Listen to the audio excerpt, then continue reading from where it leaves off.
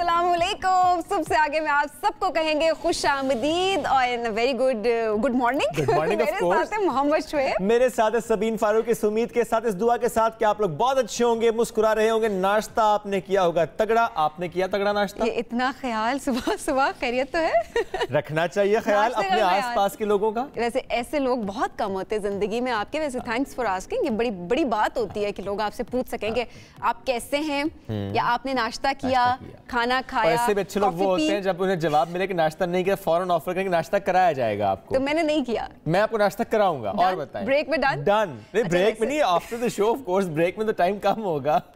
तो मेरे ख्याल में आप पे काउंट किया जा सकता है। आप रूट है, root people, root not root people, root people. अच्छा, जिंदगी में हमारे तीन तरह के लोग होते हैं, ठीक है। एक होते हैं जी लीफ पीपल, एक होते हैं ब्रांच पीपल, तीसरे जो लोग होते हैं वो होते हैं रूट पीपल। क्या बात है, रूट नहीं, रूट पीपल। अच्छा, जो लीफ वाले ये लीव कर जाते हैं, ये लीव कर जाते हैं। आपको वही हवा के रुख के साथ ना हवा चलती है और ये कहते हैं हम डर गए, हम भागे। बड़े कमजोर से लोग होते हैं। ये ज्यादा टाइम तक आपकी जिंदगी में आपके साथ नहीं रह पा रहे होते, थोड़ी सी मुश्किल देखते हैं और ये कहते हैं बस भाग जाओ। अपने काम के वक्त आपके साथ है, एक सीजन लेकिन निकल जाते हैं। एक सीजन में साथ है, सीजनल लोग होते हैं और उसके बाद निकल जाते हैं। ऑटम आया और ये गए। तो ऐसे लोगों से अपनी जिंदगी में हमेशा दूर रहे जो कि लीफ पीपल होते हैं। अब आते हैं जी branch people. Okay, branch people क्या करते हैं जी? ब्रांच पीपल ये करते हैं कि आपको थोड़ा मजबूत तो कर रहे हैं, लेकिन बहुत अरसे तक मजबूत भी नहीं करते हैं। जरा सा दबाव ज्यादा हुआ, उनके लेवल से ज्यादा हुआ तो वो टूट गए, यानी आपसे बिछड़ गए, आपसे अलग हो गए। मैंने सही समझा ना? ब्रांच पीपल को ऐसे ही होंगे। वो लोग होते हैं जो थोड़े से स्ट्रॉन्ग तो होते हैं, लेकिन वो ये देखते हैं कि हाँ, कहाँ पे उन्होंने साथ देना और कहाँ पे उन्होंने साथ नहीं देना।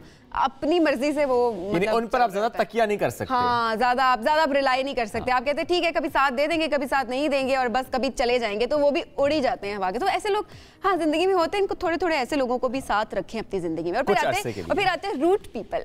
रूट रूट जो मैंने शुएब को बोला था, रूट पीपल वो होते हैं जनाब, वो तमाम लोग ROOT, रूट, एग्जैक्टली, जो कि हमेशा आपके साथ रहते हैं।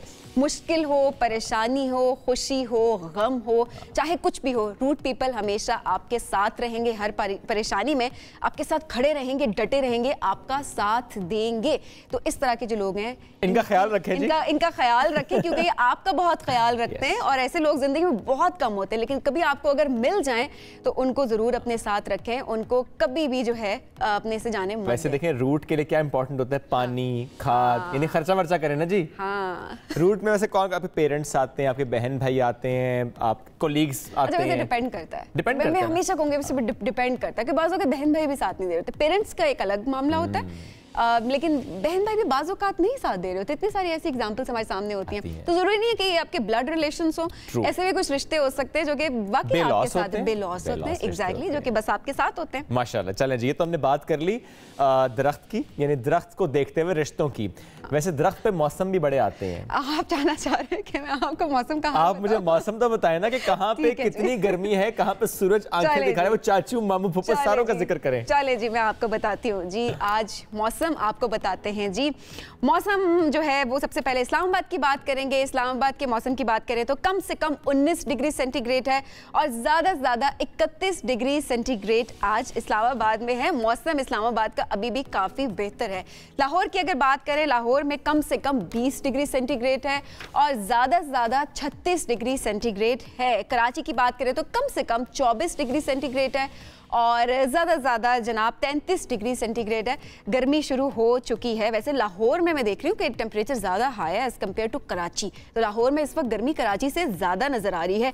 पेशावर की बात करें तो कम से कम 19 डिग्री और ज़्यादा से ज़्यादा 34 डिग्री है जनाब। कोयटा की बात करें तो कम से कम 14 डिग्री सेंटीग्रेड और ज़्यादा से ज़्यादा 24 डिग्री सेंटीग्रेड जनाब। ये देखें जी, पेशावर में इसका मतलब है अभी तक ठंड है और इस्लामाबाद में भी शाम में ठंड होती है। और जो है इस्लामाबाद के मौसम की बात करूं, अच्छा बड़ा यहाँ पे ना मौसम ने ऐसे शुगल सा लगाया हुआ। हमेशा लगाते हैं, हमेशा लगाया हुआ। आप सुबह उठे तो आपको हल्की हल्की ठंड लग रही होती है, आप पंखा ऑफ कर देते हैं। उसके बाद जब आप बाहर निकलते हैं घर से, गाड़ी का एसी ऑन कर देते हैं क्योंकि बाहर आपको गर्मी लग रही होती है। और उसके बाद जैसे शाम होती है, हवा चलने लग जाती है, हल्के हल्के पंखे चलते हैं, लेकिन रात तक वो भी बंद हो जाते हैं। तो मौसम इस्लामाबाद कैसे, वैसे कुछ शहर ऐसे हैं सबीन के मौसम से मुताल्लिक कहा जाता है कि इसके मौसम में कुछ पता नहीं चलता, जिसमें एबटाबाद भी आते हैं, नहीं वो बेल्ट आती है, आप वहाँ जाएं मतलब धूप होगी, एकदम से मौसम बदलेगा, बारिश हो जाएगी, मौसम ठंडा हो जाएगा, सेम गोज विद गलियात, वहां पर भी जाके आपको ऐसे लगता है, ऐसे मौसम बदल जाता है। चले बढ़ते हैं जनाब आगे मौसम से। और एक बाबा जी हैं, बड़े वायरल हैं अरब मीडिया में, नूरानी चेहरा उनका, क्या प्यारा सा उनका अंदाज। जिस वक्त वो उम्रे पर थे, बिलखुसूस जब वो मदीना मुनव्वरा थे, और उस वक्त की उनकी वीडियो आप देखें, और ये वीडियो आपको स्क्रीन पर दिखा भी रहे हैं, बहुत वायरल ये वीडियो हुई है। और इन बाबा जी को फिर तलाश किया गया, अरब मीडिया ने तलाश किया इनको जब तलाश किया गया तो पता चला कि इनका ताल्लुक तो पाकिस्तान हब से है इनका ताल्लुक। एग्जैक्टली, हब से या बलूचिस्तान से इनका ताल्लुक है बाबा जी का। और लोगों ने इनको बहुत सराहा, इनकी सादगी को बहुत पसंद किया गया, और कहा गया कि सहाबा कराम के दौर में जिस तरह लोग रहते थे ना, सादगी सी, उस तरह का होलिया, तो उसी तरह से लोग बहुत अप्रिशिएट कर रहे थे। वहीं पर जो जावेद आफरीदी साहब पेशावर ज़ल्मी के जो मालिक हैं, उन्होंने एक बहुत ज़बरदस्त बात की। उन्होंने कहा कि इन बाबा जी को वो ऑफर करना चाह रहे हैं कि वो हज पे जा सके, उनको स्पॉन्सर करना चाह रहे हैं। ऑफर इसलिए की, जब बाबा जी ने अरब मीडिया को इंटरव्यू दिया, उन्होंने कहा कि 15 साल लगे मुझे सिर्फ उम्रे पे जाने की तैयारी में, ख्वाहिश थी, कोशिश करते रहे। आप देखें ना, भेड़ बकरियां चराने वाला कितना मुश्किल से गुजारा करता होगा वो शख्स, जब उसने वो कोशिश की, अल्लाह ने उसका वसीला बनाया और फिर बुलावा आया और वो चलेगा। वो कहते हैं मेरी ख्वाहिश क्या है ज़िंदगी की, ख्वाहिश है कि मैं हज पर जा सकूं। और जावेद आफरीदी साहब ने बहुत अच्छी बात की, उन्होंने कहा कि हम चाहते हैं कि हमारी स्पॉन्सरशिप को कबूल कर सकें और हम उन्हें हज पर भेजना चाहते हैं, क्योंकि इस वक्त भी हज की जो स्पॉन्सरशिप स्कीम है वो ज़ाहिर है इट्स ऑन, और आप किसी को स्पॉन्सर कर सकते हैं हज, जो कि महंगा ज़रूर है, 11-11.5 लाख रुपए का सरकारी हज। और उस पर उन्होंने कहा जी कि हम इनको ऑफर करते हैं। तो आई होप सो कि एक कनेक्ट हो जाए बाबा जी उनके साथ। अच्छा, बड़ी खूबसूरती से उन्होंने ये ऑफर किया, उन्होंने ये बात की कि अगर वो मेरी ये ऑफर कबूल करेंगे तो मुझे बहुत अच्छा, मुझे बहुत खुशी होगी। तो यकीनन एक बहुत ही ज़बरदस्त एक दाम है। बाबा जी झोंपड़ी में रहते हैं, जिस तरह आपने उनका बैकग्राउंड भी दिया, तो यकीनन ये उनके लिए तो बहुत ही बड़ी बात है। आप ये देखें ना, सबीन के बुलावे की बात है ना, अगर उनका बुलावा आ गया ना तो वसीला तो बन ही जाएगा, वो चले जाएंगे वहाँ पर, अल्लाह सबका वसीला। बात नियत की होती है, बात नियत कर लें, उसके बाद बुलावा तो आ ही जाता है। बिल्कुल ऐसे। चलें जी बढ़ते हैं आगे, चलने फिरने की बात करें। चलने फिरने की बात करें, ये उंगलियां कितना चलती हैं जानती हैं आप? आप मोबाइल की बात तो नहीं करें, मोबाइल पे कितनी चलती हैं? मोबाइल पर कितनी चलती हैं? मोबाइल पे कितनी चलती हैं उंगलियां? स्क्रॉलिंग करते रहते हैं, कितनी चल रही होती हैं? कोई 3-4 घंटे। नहीं, मैं घंटों में नहीं पूछ रहा, मैं किलोमीटर्स में पूछ रहा हूँ। किलोमीटर्स में? जी इतना इतना मेरा दिमाग नहीं काम कर रहा। आप देखें ना कि हम तवील सफर कराते हैं अपनी उंगलियों को। बरतानवी कंपनी है यू स्विच, उसने बेसिकली ये डिटेल्स शेयर की और कहा कि स्क्रॉलिंग के आदी अफराद एक दिन में 519 इंच तक फोन जो है वो स्क्रॉल करते हैं, और एक माह में आईफल टावर की बुलंदी के बराबर ये बन जाता है। इस तरह एक साल में या 3 से 5 किलोमीटर तक फोन जब स्क्रॉल करते हैं, यानी उनकी उंगलियां स्क्रीन पर तकरीबन 5 किलोमीटर तवील सफर करती हैं। आप तो देखें ये वाली बात है। और फिर इसके असरात भी सामने आते हैं, मनफी असरात सामने आ रहे होते हैं कि लोग कह रहे हैं हमें चिड़चिड़ापन हो रहा है। स्पेशली यंगस्टर्स में देखें, पेरेंट्स कंप्लेन कर रहे होते हैं हमारे बच्चे बहुत चिड़चिड़े हो गए हैं, हमारे बच्चों की आंखों की जो नजर है, बिल्कुल आईसाइट कितनी ज्यादा बच्चों की वीक हो गई, और बहुत सारे और मसाइल हैं। मेंटल हेल्थ आप बहुत देर तक फोन यूज कर रहे हैं, थोड़ी देर बाद अपना फोन छोड़कर करते हैं, हाथ नहीं काम कर रहा, हाथ सुन होना शुरू हो गया। ऐसे ही है। लेकिन कितने ढीठ है हम फिर भी फोन यूज करना नहीं छोड़ते। लेकिन ये वैसे जो रिसर्च है ना, मेरे ख्याल में तमाम लोगों के लिए जो फोन बहुत अपने उंगलियों का सफर कम कराएं, लेकिन छोड़ें आप इंसानों को। आपको पता है हम तो चलो स्मार्टफोन के दीवाने हैं सो हैं, सॉरी हम तो दीवाने हैं सो हैं। स्टोरी सुनाते हो, जज्बाती हो गए। मेरे ख्याल में खबर बहुत ही बड़ी है। क्या खबर है? तोते भी बातें करते हैं जनाब, वो तो करते हैं ना, फोन पे बातें करते हैं, वीडियो कॉल पे बातें करते हैं, दोस्तियां करते हैं, अपना सोशल कैपिटल बना रहे हैं जनाब वो। जबरदस्त। आप देखिए ना, अमेरिका की नॉर्थ ईस्टर्न यूनिवर्सिटी है और स्कॉटलैंड की ग्लासगो यूनिवर्सिटी है, इनके कोलैबोरेशन से तहकीक की गई है सबीन, और उसमें ये सामने आया कि जो पालतू तोते हैं इनको टैबलेट दी गई, वो खाने वाली नहीं, टैबलेट जो टैब होता है, और उसमें वीडियो कॉल करना सिखाया गया। और जब उन्होंने सिखा दिया, बाद में कहा जी आपकी मर्जी, जिस मर्जी को कॉल करें। देखना इस वक्त आपको हम दिखा रहे हैं, कॉकटेल्स भी हैं, काकटुआ भी, काफी ज्यादा। अच्छा, जब उनको खुला छोड़ा गया सिखाने के बाद, उन्होंने कहा कि चले अब आप अपनी मर्जी से जो करना करें, तो उन्होंने राब्ते कितनी मरतबा की, गेस करें, 147 मरतबा इन तोतों ने राब्ते करने की कोशिश की है, और अपने जो दोस्त हैं बनाने की कोशिश की है, और दोस्तों से मिलने की बातें करने की कोशिश, और गीत भी गाए हैं। गीत रियली? हाँ मतलब आप दोस्त के लिए गाना गाया ना उन्होंने भाई, जिसको कॉल शॉल मिलाई उसके लिए गाना भी गाया। वाह जबरदस्त जी। तो तोते हमारे अहद के बहुत चलाक हो गए बहुत ही चलाक हो गए, बहुत चलाक हो गए। ये यू नेवर नो कि कल को तोता कहते हैं मुझे अपनी जमीन भी खरीदनी है। जमीन भी खरीदनी है? अच्छा और क्या बताऊं, क्या मैंने दुबई में खरीदनी है। दुबई में खरीदनी है? अच्छा दुबई में जमीन है वैसे? अच्छा जमीन की सहराई है, सहराई है वैसे, लेकिन वहाँ के सहरा की भी बड़ी कीमत है। अच्छा हाँ जी, ये दुबई का सहरा महंगा है? तो दुबई का वो सहरा इस वक्त सबसे महंगा प्लॉट जो है वो फरोख्त हुआ है। ओके, आप उसकी बात तो नहीं कर जो 9 अरब रुपए में फरोख्त हुआ है? 9 अरब रुपए में फरोख्त हुआ है। और इसका जो हम थोड़ा सा इसका एरिया देखें तो 24,500 स्क्वायर फीट है। और यहाँ पर इन्होंने ये जो एक ब्रिटिश से ताल्लुक रखने वाले बताने से वही ले सकते हैं, वही ले। हम तो 5 मरले का प्लॉट लेने जाए तो परेशान हो जाते हैं। ये 24,500 स्क्वायर फीट की बात है। सही बात है जी, वो तो महंगा प्लॉट है, वो ले सकते हैं। बताने वाले उन्हें पाउंड खर्च करने हैं, हमने रुपए में लेना है। अब ये फैशन डिजाइनर हैं जिनकी उम्र भर की कमाई तो नहीं कह सकते, लेकिन बहरहाल कमाई जरूर, उनकी उम्र कामानी इनका नाम है। हाँ। और ये जमीन जो है इन्होंने एक गुमनाम फर्द को फरोख्त किया जो वहाँ अपना ख्वाबों का जो घर है वो तामीर करना चाहता है। यानी उमर ने फरोख्त किया, खरीदी नहीं है। और कभी सोचा नहीं, उन्होंने फरोख्त किया है। कभी सोचा नहीं था कि मतलब उन्होंने भी सोचा होगा कि एक डेजर्ट जो है वो इस तरह से इतना महंगा बिक सकता है कि दुबई की महंगी तरीन जमीन है जो बिकी है। ये जुमेरा बे जगह है, वैसे जुमेरा बीच जो है वैसे मशहूर, लेकिन जुमेरा बे आइलैंड है जहाँ पर ये जमीन कहूँ, इसको मैं सहराई कहूँ, लेकिन अल्लाह करे इसकी कीमत उतनी ही रहे आगे भी जाके जिसने अच्छा 9 अरब भी आपको भी लगता है कि खरीदी है। हो सकता है, मतलब यू नेवर नो। चलें, ये तो हमने कुछ खबरें आपसे शेयर की हैं, लेकिन कुछ खबरें ऐसी में सबीन जिनको देखकर सुनकर वाकई थोड़ा अफसोस भी होता है, दुख भी होता है कि कहाँ हम आगे और किस तरह की खबरें हम तक पहुँच रही हैं। कीनिया से हमारे पास खबर है, मजहबी रहनुमाएं, और आप ये देखिए कि उन्होंने हिदायत क्या दी। उन्होंने कहा जी कि आपने भूख हड़ताल करें, ता दमे मर्ग भूख हड़ताल करनी है। अब न जाने किस वजह से उन्होंने कहा होगा कि 79 अफराद इंतकाल कर गए हैं। मशरक़ी कीनिया यहाँ पर और ख़ुद साख्ता गुड न्यूज़ इंटरनेशनल चर्च से वाबस्ता जो फ़िरका है ता दमे मर्ग लोगों को फाका कशी की तरगीब दे रहा था, जिस पर अमल करते हुए मुबैना तौर पर कई अफराद हलाक और अब तक इज्तिमाई कब्रों से 89 लाशें बरामद हुई हैं। और ख़दशा ये है कि इस तादाद में इजाफा भी हो सकता है। यानी ज़ाहिर है अभी कुछ कब्र कुशाई हुई है और कुछ इस तरह के जो डिटेल्स हैं वो सामने आई, बट अभी स्टिल इस पर जो है वो काम हो रहा है। तो देखें शुएब, यकीनन ये एक बहुत ही अफसोसनाक खबर है और उससे ये हमें थोड़ा सा जो लेसन मिलता है वो ये है कि हर किसी की बात पर यकीन नहीं कर लेना चाहिए। कोई भी कुछ भी कह दे, नहीं, अपनी जान की हिफाजत आप पे फ़र्ज़ है और आपने वही करना है जो कि ठीक है। किसी की गलत बात को ठीक समझ कर अपने ऊपर इम्प्लीमेंट नहीं करना, नो मैटर व्हाट। यस, चलें बढ़ते हैं आगे। तो कीनिया की बात की, अब जरा कुछ और खबरें हमारे पास हैं और एक खबर हमारे पास बगलों से जुड़ी है। अच्छा, बगलों के तहफ़्फ़ुज़ के लिए बेल्जियम में आपको लेकर चलते हैं। वहाँ पर एक मुनफरिद मेला सजा है और इससे पहले कि आपको ज़्यादा बात नहीं, आवाज़ें सुने आप, लोग निकाल रहे हैं बगलों की आवाज़ें। वैसे ये तो थेरेपी भी है।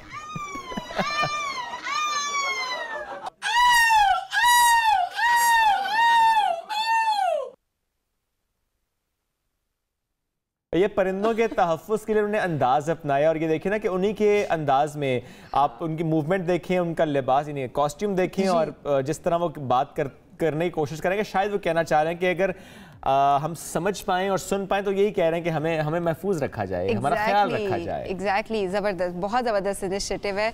अच्छा जी, क्या बातें करें आप, अभी तक आप क्या बातें करें, किस तरह हमारे मुल्क में मुज़ाकरात हो जाए, हमारे मुल्क में ऐसे हो जाए, ये बात मैंने आगे चल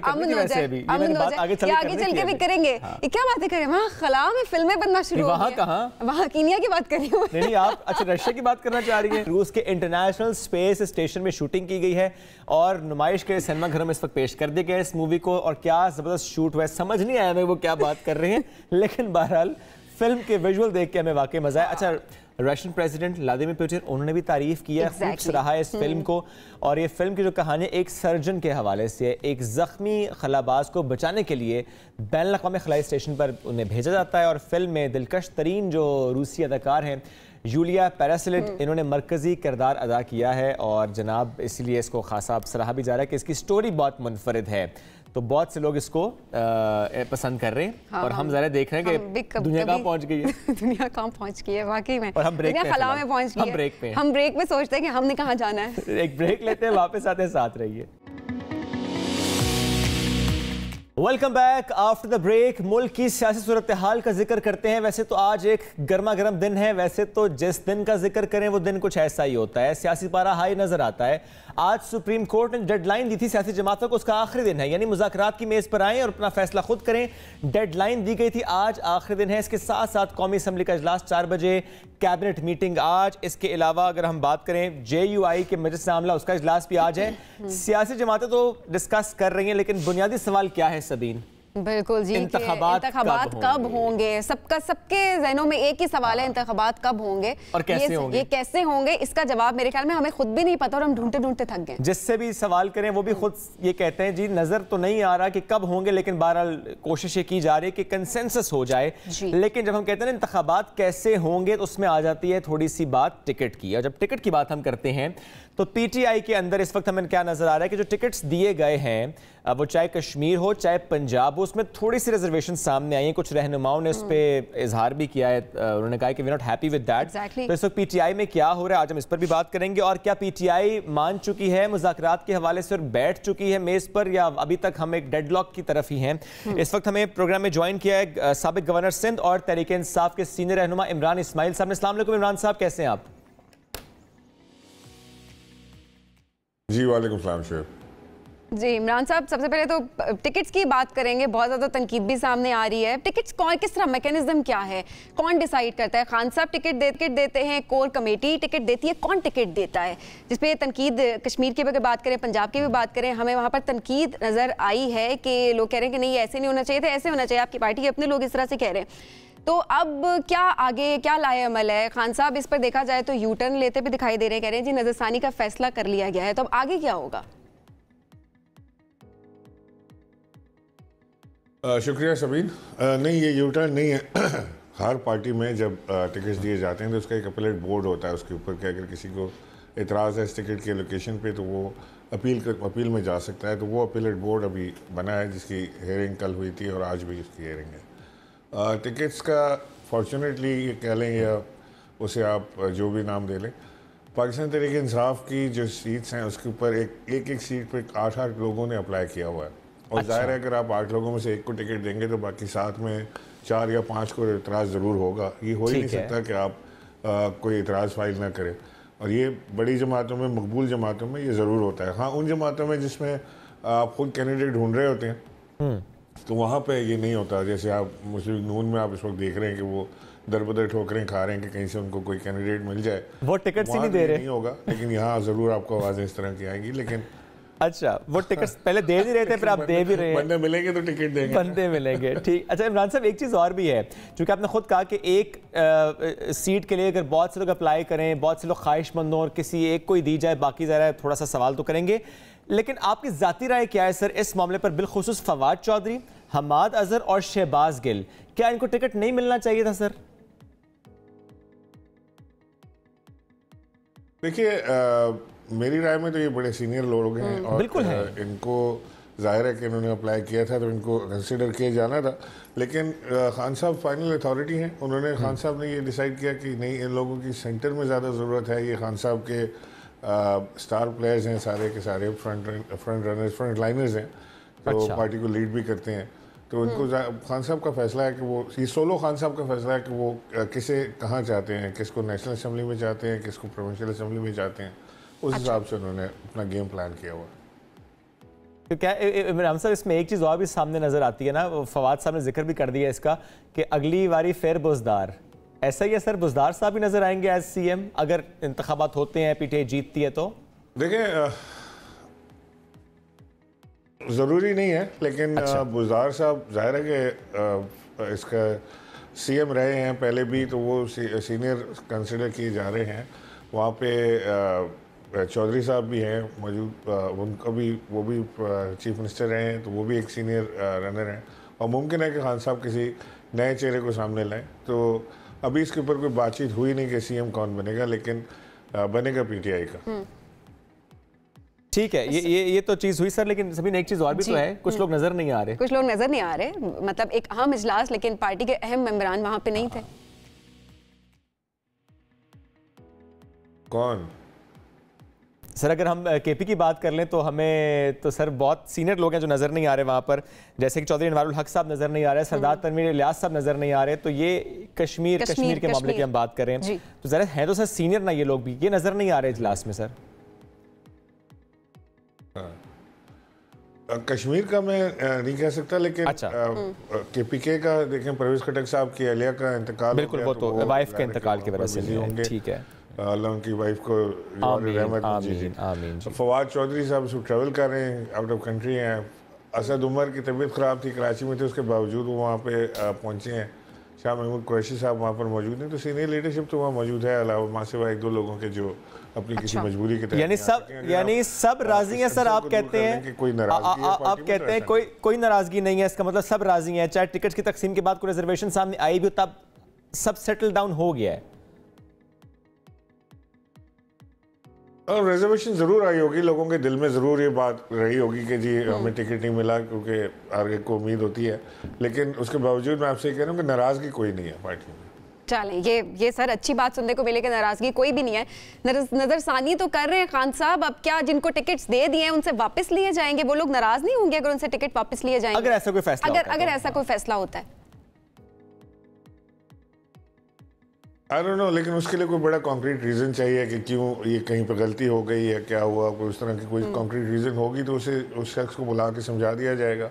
अब अगर एक आध दो नाराज़गियाँ होती भी हैं तो हो, इतने बड़े बोर्ड के ऊपर, इतने बड़े सिलेक्शन के ऊपर आपने 300 के करीब आप टिकट दे रहे हैं, तो वहाँ पर एक दो नाराज़ होते भी हैं तो फिर क्या किया जाए? यानी एक दो नाराज़ आपको नज़र आ रहा है, एक दो नाराज़ हो जाएंगे, हैप्पी। नहीं, ट्रू दैट। सबको खुश तो नहीं रखा जा सकता। इमरान इस्माइल साहब बोलते हैं कि जी वो कहते हैं कि if you want to keep everyone happy, sell ice cream. So PTI is not at all selling ice cream जी, ठीक है, लेकिन सर ये ज़रूर हम चाहते हैं कि आप सब मिल बैठकर आइसक्रीम खाएं। मैं तमाम सियासी जमातों का जिक्र कर रहा हूँ, किसी एक मेज़ पर बैठें, खुश गप्पियाँ हों, डिस्कशन, और उसमें ज़ाहिर है सीरियसनेस मुल्क को लेकर हो, इंतखाबात को लेकर हो, कंसेंसस पर हो, जो डेडलॉक है वो खत्म हो, अवाम को लेकर हो, सबसे बड़ी बात अवाम को लेकर। सर सुप्रीम कोर्ट ने ईद से पहले कहा था कि तमाम जो सियासी जमातें वो बैठकर खुद फैसला करें, तारीख तय कर लें। आज डेडलाइन खत्म हो रही है, पीटीआई कहाँ स्टैंड कर रही है? नहीं, देखिए हम तो तैयार थे, हमने तो कोर्ट में भी कह दिया था जाके, शाह महमूद कुरैशी और फवाद चौधरी पेश हुए थे और वहाँ पर उन्होंने कहा था कि हम तैयार हैं बैठ के बात करने के लिए। इमरान खान साहब ने भी खुद अपने अभी इंटरव्यू में आपके सामने जो बात की वो भी बात करने के लिए तैयार हैं। लेकिन हमें जो चीज़ नज़र आ रही है, ये PDM की हुकूमत ने सुप्रीम कोर्ट को ही बुरा भला कहना शुरू कर दिया है कि हम बंदूक के ज़ोर पे नोक पे बात नहीं करेंगे, और हम अब हथौड़ा कह रहे हैं कि जी हथौड़ा ग्रुप है, हम इसके बाद इस बारे में बात नहीं करेंगे। तो तजलील अगर आप सुप्रीम कोर्ट की करेंगे, जजेस की आप ऑडियो वीडियोस निकालेंगे, ऑडियोज़ निकाल रहे हैं, वो उनकी चीफ जस्टिस साहब की सास की उन्होंने ऑडियो निकाली है, कल साकिब निसार साहब की ऑडियो। मुझे समझ नहीं आ रहा कि इनको हासिल क्या होगा। सुप्रीम कोर्ट ये they will go to any extent कि जहाँ तक इनको इलेक्शन ना कराने पड़े। इलेक्शन इनकी सियासी मौत है, आप ये समझ लें कि ये इस वक्त इलेक्शन नहीं कराना चाहते हैं क्योंकि ये इनकी सियासी मौत है। इनका किसी एक मिनिस्टर ने, इसकी मिसाल ये है कि वो किसी एक मिनिस्टर ने ईद की नमाज किसी पब्लिक पार्क में नहीं पढ़ी, सब ने अपने घरों में पढ़ी। They can not go and face public. Okay, ये स्टेटमेंट ज़ाहिर है आपकी बड़ी अहम है कि आपको लगता है कि बिल्कुल पब्लिक में नहीं जा सकते और इसीलिए शायद इंतखाबात से आपको लगता है कि भाग रहे हैं। सर लेकिन आपको नज़र आ रहा है एक वक्त में इंतखाब, आपको लगता है कि ये फिर भी किसी ना किसी हद तक डेवलपमेंट हो जाएगी, मिल बैठ जाएंगे, बात हो जाएगी, कुछ ये आगे कुछ आप लोग पीछे? बिकॉज फैसल जावेद साहब साथ मौजूद थे, उन्होंने भी कहा कि लगता ये है कि थोड़ा सा हम लोग पीछे आएंगे, थोड़ा सा ये लोग आगे जाएंगे, जुलाई में इंतखाबात हो जाएंगे। अब सिराजुल हक साहब की जब हम बात करते हैं, उनकी भी स्टेटमेंट्स कुछ ऐसी नज़र आती हैं, और जो नज़र आ रहा है कि इस वक्त कोशिश कर रहा है कि आप लोग मिल बैठे हैं, वो यही कह रहे हैं कि थोड़ा सा ये आगे, थोड़ा सा आप पीछे, जुलाई में इंतखाबात नज़र आता है। सर लेकिन शोएब, हम तो पहले दिन से ये कह रहे थे कि आप पूरे मुल्क में इंतखाबात एक साथ करा लें। इन्होंने हमें पुश किया और उन्होंने कहा, आप सबके स्टेटमेंट मौजूद हैं कि जी आप असम्बली डिज़ोल्व करें, अगले दिन इंतखाबात ले लें। हमने असम्बली डिज़ोल्व कर दिया, अब कहते नहीं जी आपसे पूरे मुल्क में एक साथ होनी चाहिए, यहाँ तो नहीं होनी चाहिए। अब आप इंटरिम गवर्नमेंट का करेंगे क्या? अब इसका हल ये है कि अगर ये पूरे मुल्क में एक साथ इंतखाबात कराने के लिए तैयार हैं तो रिज़ाइन करें, जून में इंतखाबात हो जाएंगे, कोई इशू नहीं है। लेकिन यहाँ मामला टल नहीं रहा है। यहाँ पे इशू ये है कि इनको इंतखाबात इस वक्त चाहिए नहीं है। ये अगर इंतखाबात इस वक्त कराते हैं तो ये तो फंस जाएंगे। इनको मालूम है कि सर लेकिन एक चीज़ और भी है ना इसमें सर, एक चीज़ और भी है इसमें कि इंतखाबात अभी हों, जुलाई में हो या अक्टूबर में, सर फ़र्क तो नहीं पड़ेगा। इन 3-4 महीनों में फ़र्क पड़ नहीं सकता सर, अवामी राय तब्दील हो नहीं सकती। नहीं 3-4 महीनों में तो फ़र्क पड़ना ही नहीं है। ये तो कोई प्लान करके बैठेंगे 2 साल का, कोई इमरजेंसी लगा लें, कोई इस तरह की कोई चीज़ कर लें, कोई नेशनल गवर्नमेंट बना लें, कुछ भी कर लें, लेकिन 2 साल इंतखाबात ना कराएं। और ये समझते हैं कि 2 साल में ये इमरान खान को इतना गंदा कर लेंगे कि लोग उसको वोट ना डालें।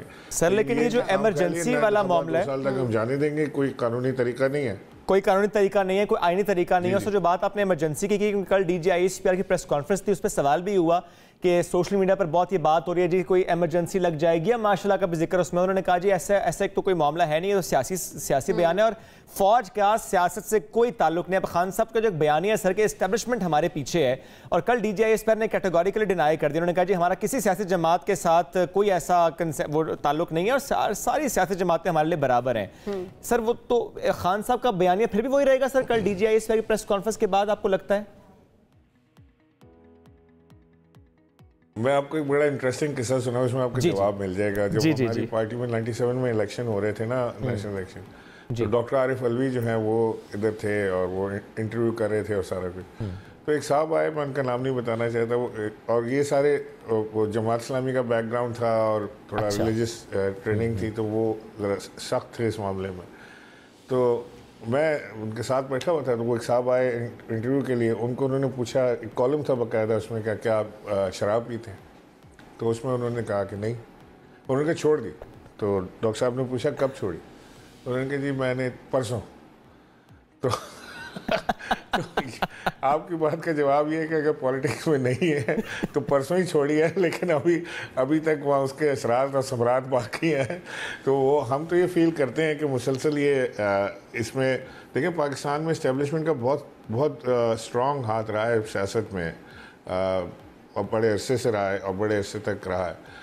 अब अगर छोड़ भी दिया है तो वो छोड़ने में काफ़ी अरसा उसमें लगेगा न्यूट्रलाइज होने में सर। लेकिन जिम्मेदारी किस पर आती है इमरान साहब? क्योंकि अगर सही, लेकिन लोअर लेवल पे इंटरफेरेंस है। अगर इमरान खान साहब खुद कहते हैं कि हमने तो बाजवा साहब के कहने पर असेंबलीज डिसॉल्व की थी, उन्होंने कहा था कि आप डिसॉल्व करें इंतखाबात हो जाएंगे, तो सर इसका मतलब बातें तो खुद सियासतदान मानते हैं ना फिर?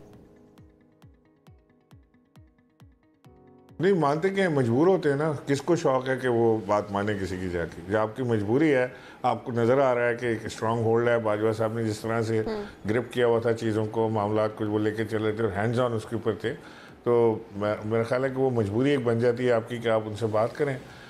हम किसी से भी बात करने के लिए तैयार हैं। अगर मुल्क में इंतखाबात अर्ली होते हैं, फ्री एंड फेयर इलेक्शन होते हैं, तो हम किसी से भी बात करने के लिए तैयार हैं। चलें सर, आज देखते हैं डेडलाइन भी खत्म हो रही है सुप्रीम कोर्ट की तरफ से, तो देखते हैं कि जी PTI या बाकी जमातें किस तरफ, हुकूमत किस तरफ स्टैंड करती है, कहाँ पर ये स्टैंड कर रहे हैं और आज क्या फैसला होता है। अवाम की नज़रें इस वक्त TV पर ही होंगे और देखा जाएगा कि क्या फैसला सामने आता है। बहुत शुक्रिया इमरान इस्माइल साहब, आपने हमें ज्वाइन किया। आज बढ़ेंगे अब एक ब्रेक के जान, रहिए हमारे साथ। वेलकम बैक जी। सुबह से आगे में आपको कहेंगे खुश आमदीद। अब जरा बात करते हैं मुल्की सियासी हालात की, जो कि इस वक्त बहुत ही नाजुक दौर से हम देख रहे हैं गुजर रहा है। और जब नाजुक दौर की हम बात करते हैं, क्योंकि सारी सियासी जमातें दौड़ती हुई नजर तो आ रही हैं कि हमने किसी तरह इस तरह मामला को कंट्रोल करना है, नजर आ रहे हैं हमें अभी भी, लेकिन इसमें उम्मीद की किरण भी तो है। उम्मीद की किरण है। उम्मीद की किरण क्या है? हर वो शख्स, हर वो जमात, हर वो सोच जो कहते हैं कि मिल बैठते हैं, अपने मसाइल को हल करते हैं। जैसे कि हमने देखा अमीर जमात इस्लामी सिराजुल हक साहब को जिस तरह के सुप्रीम कोर्ट में वो गए, फिर सुप्रीम कोर्ट ने भी अप्रिशिएट किया कि हमें अच्छा लगा कोई है जो इस तरह का सोच रखता है कि मिल बैठ जाएं हुकूमत और अपोजिशन। और फिर वो हर सियासी जमात के पास गए भी उन्हें कन्विंस करने के लिए कि we have to sit together, ताकि हम एक मसले के हल की तरफ बढ़ सकें। तो इस वक्त अमीर जमात इस्लामी सिराजुल हक साहब ने हमें प्रोग्राम में ज्वाइन किया। अस्सलाम वालेकुम सर, कैसे हैं आप? वालेकुम अस्सलाम, अल्लाह का एहसान है। सिराजुल हक साहब, आप कई रोज से हुकूमत और PTI के दरमियान मुज़ाकरात करने की कोशिशें कर रहे हैं, इसमें आप अभी तक किस हद तक कामयाब हुए हैं? देखिए, ईद के दौरान जनाबे वज़ीर आज़म साहब ने फ़ोन किया था, उन्होंने यही मुझे बताया कि मेरे मुलाकात के बाद उन्होंने अपने दोस्तों से, अपने इत्तेहादियों से मुशावरत शुरू की है और 26 तारीख को उन्होंने सरबराहान का इजलास बुलाया है। जी जी, इजलास है बिल्कुल। यही बताया कि अब आपका इम्तिहान है कि आप अपने इत्तेहादियों को और अपने जो आपके पीडीएम में शामिल लोग हैं उनको एक ऐसे नुक्ते पर जमा करे जो इख्तिलाफ और इंतशार की बजाय जोड़ने की हो और इलेक्शन की तरफ जाने की हो। अब ये उनकी सलाहियत का इम्तिहान है। उनमें भी बहुत सारे लोग ऐसे हैं जो इस नजरिए के हामी हैं कि हाँ, हमें इलेक्शन के हवाले से आपस में बैठकर मुज़ाकरात बातचीत करनी चाहिए। कुछ ऐसे हैं जो बिल्कुल इस ख्याल के हामी नहीं है। ये अफराद हैं या कोई सियासी जमात है? ये असल में जो पार्टी सरबराहान है, जिस तरह पीपल्स पार्टी का रवैया कुछ है, JUI का रवैया कुछ है। नहीं, JUI का रवैया तो sir, if I am not wrong, तो वो तो है कि वो नहीं आना चाहते मुज़ाकरात की तरफ। पीपल्स पार्टी तो सर खुद कोशिश कर रही है ना कि मुज़ाकरात हो जाएं, मिल बैठ जाएं सब। वो तो खुद भी इसको फैसिलिटेट करने की कोशिश कर रहे हैं। यकीनन उनका भी यही आइडिया है, बल्कि ये तो बिलावल ने अलल ऐलान कहा भी था, अगर हमारे मुज़ाकरात नहीं होते हैं तो फिर मार्शल लॉ का खतरा भी है। और जाहिर है वो इस वक्त वज़ीर खारिजा भी है, हुकूमत में भी शामिल है। मैं शुरू ही से यही कहता चला आ रहा हूँ कि अगर हम लोगों ने आपस में बैठकर इलेक्शन के डेट जैसे आसान काम पर इत्तेफाक नहीं किया तो फिर इस सियासत और इस जमहूरियत से आप सर, इसमें रेजिस्टेंस JUI के अलावा कहाँ से आ रही है सर? असल में इन सब की ख्वाहिश है कि जो उनकी अपने अपनी लकीर है उस पर डटे रहे और साथ इलेक्शन भी हो। ऐसा तो नहीं हो सकता, नहीं हो सकता। जाहिर है हम चाहते हैं ना कि PTI ने अगर 14 मई को पकड़ा है और इन्होंने भी अपने आखिरी तारीख को पकड़ा है, तो हमने सुप्रीम कोर्ट में यही कहा है कि दरमियान का एक रास्ता मौजूद है कि 2 कदम कोई आगे बढ़े, 2 कदम कोई पीछे हटे।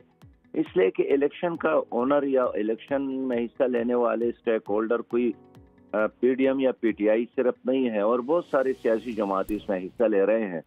तो हम चाहते हैं कि हम सब मिलकर बाहिमी मुशावरत के साथ डेट पे हो, लड़ने की बजाय, फसाद की बजाय, इंतशार की बजाय जी। और इसका अल्टीमेट नुकसान हो रहा है आवाम को। सियासी लीडरों को कुछ नहीं होता है, कुछ नहीं होता है। असल नुकसान है गरीब आदमी का और पाकिस्तान का। ये पाकिस्तान और गरीब आदमी इस वक्त सैंडविच बन गया है।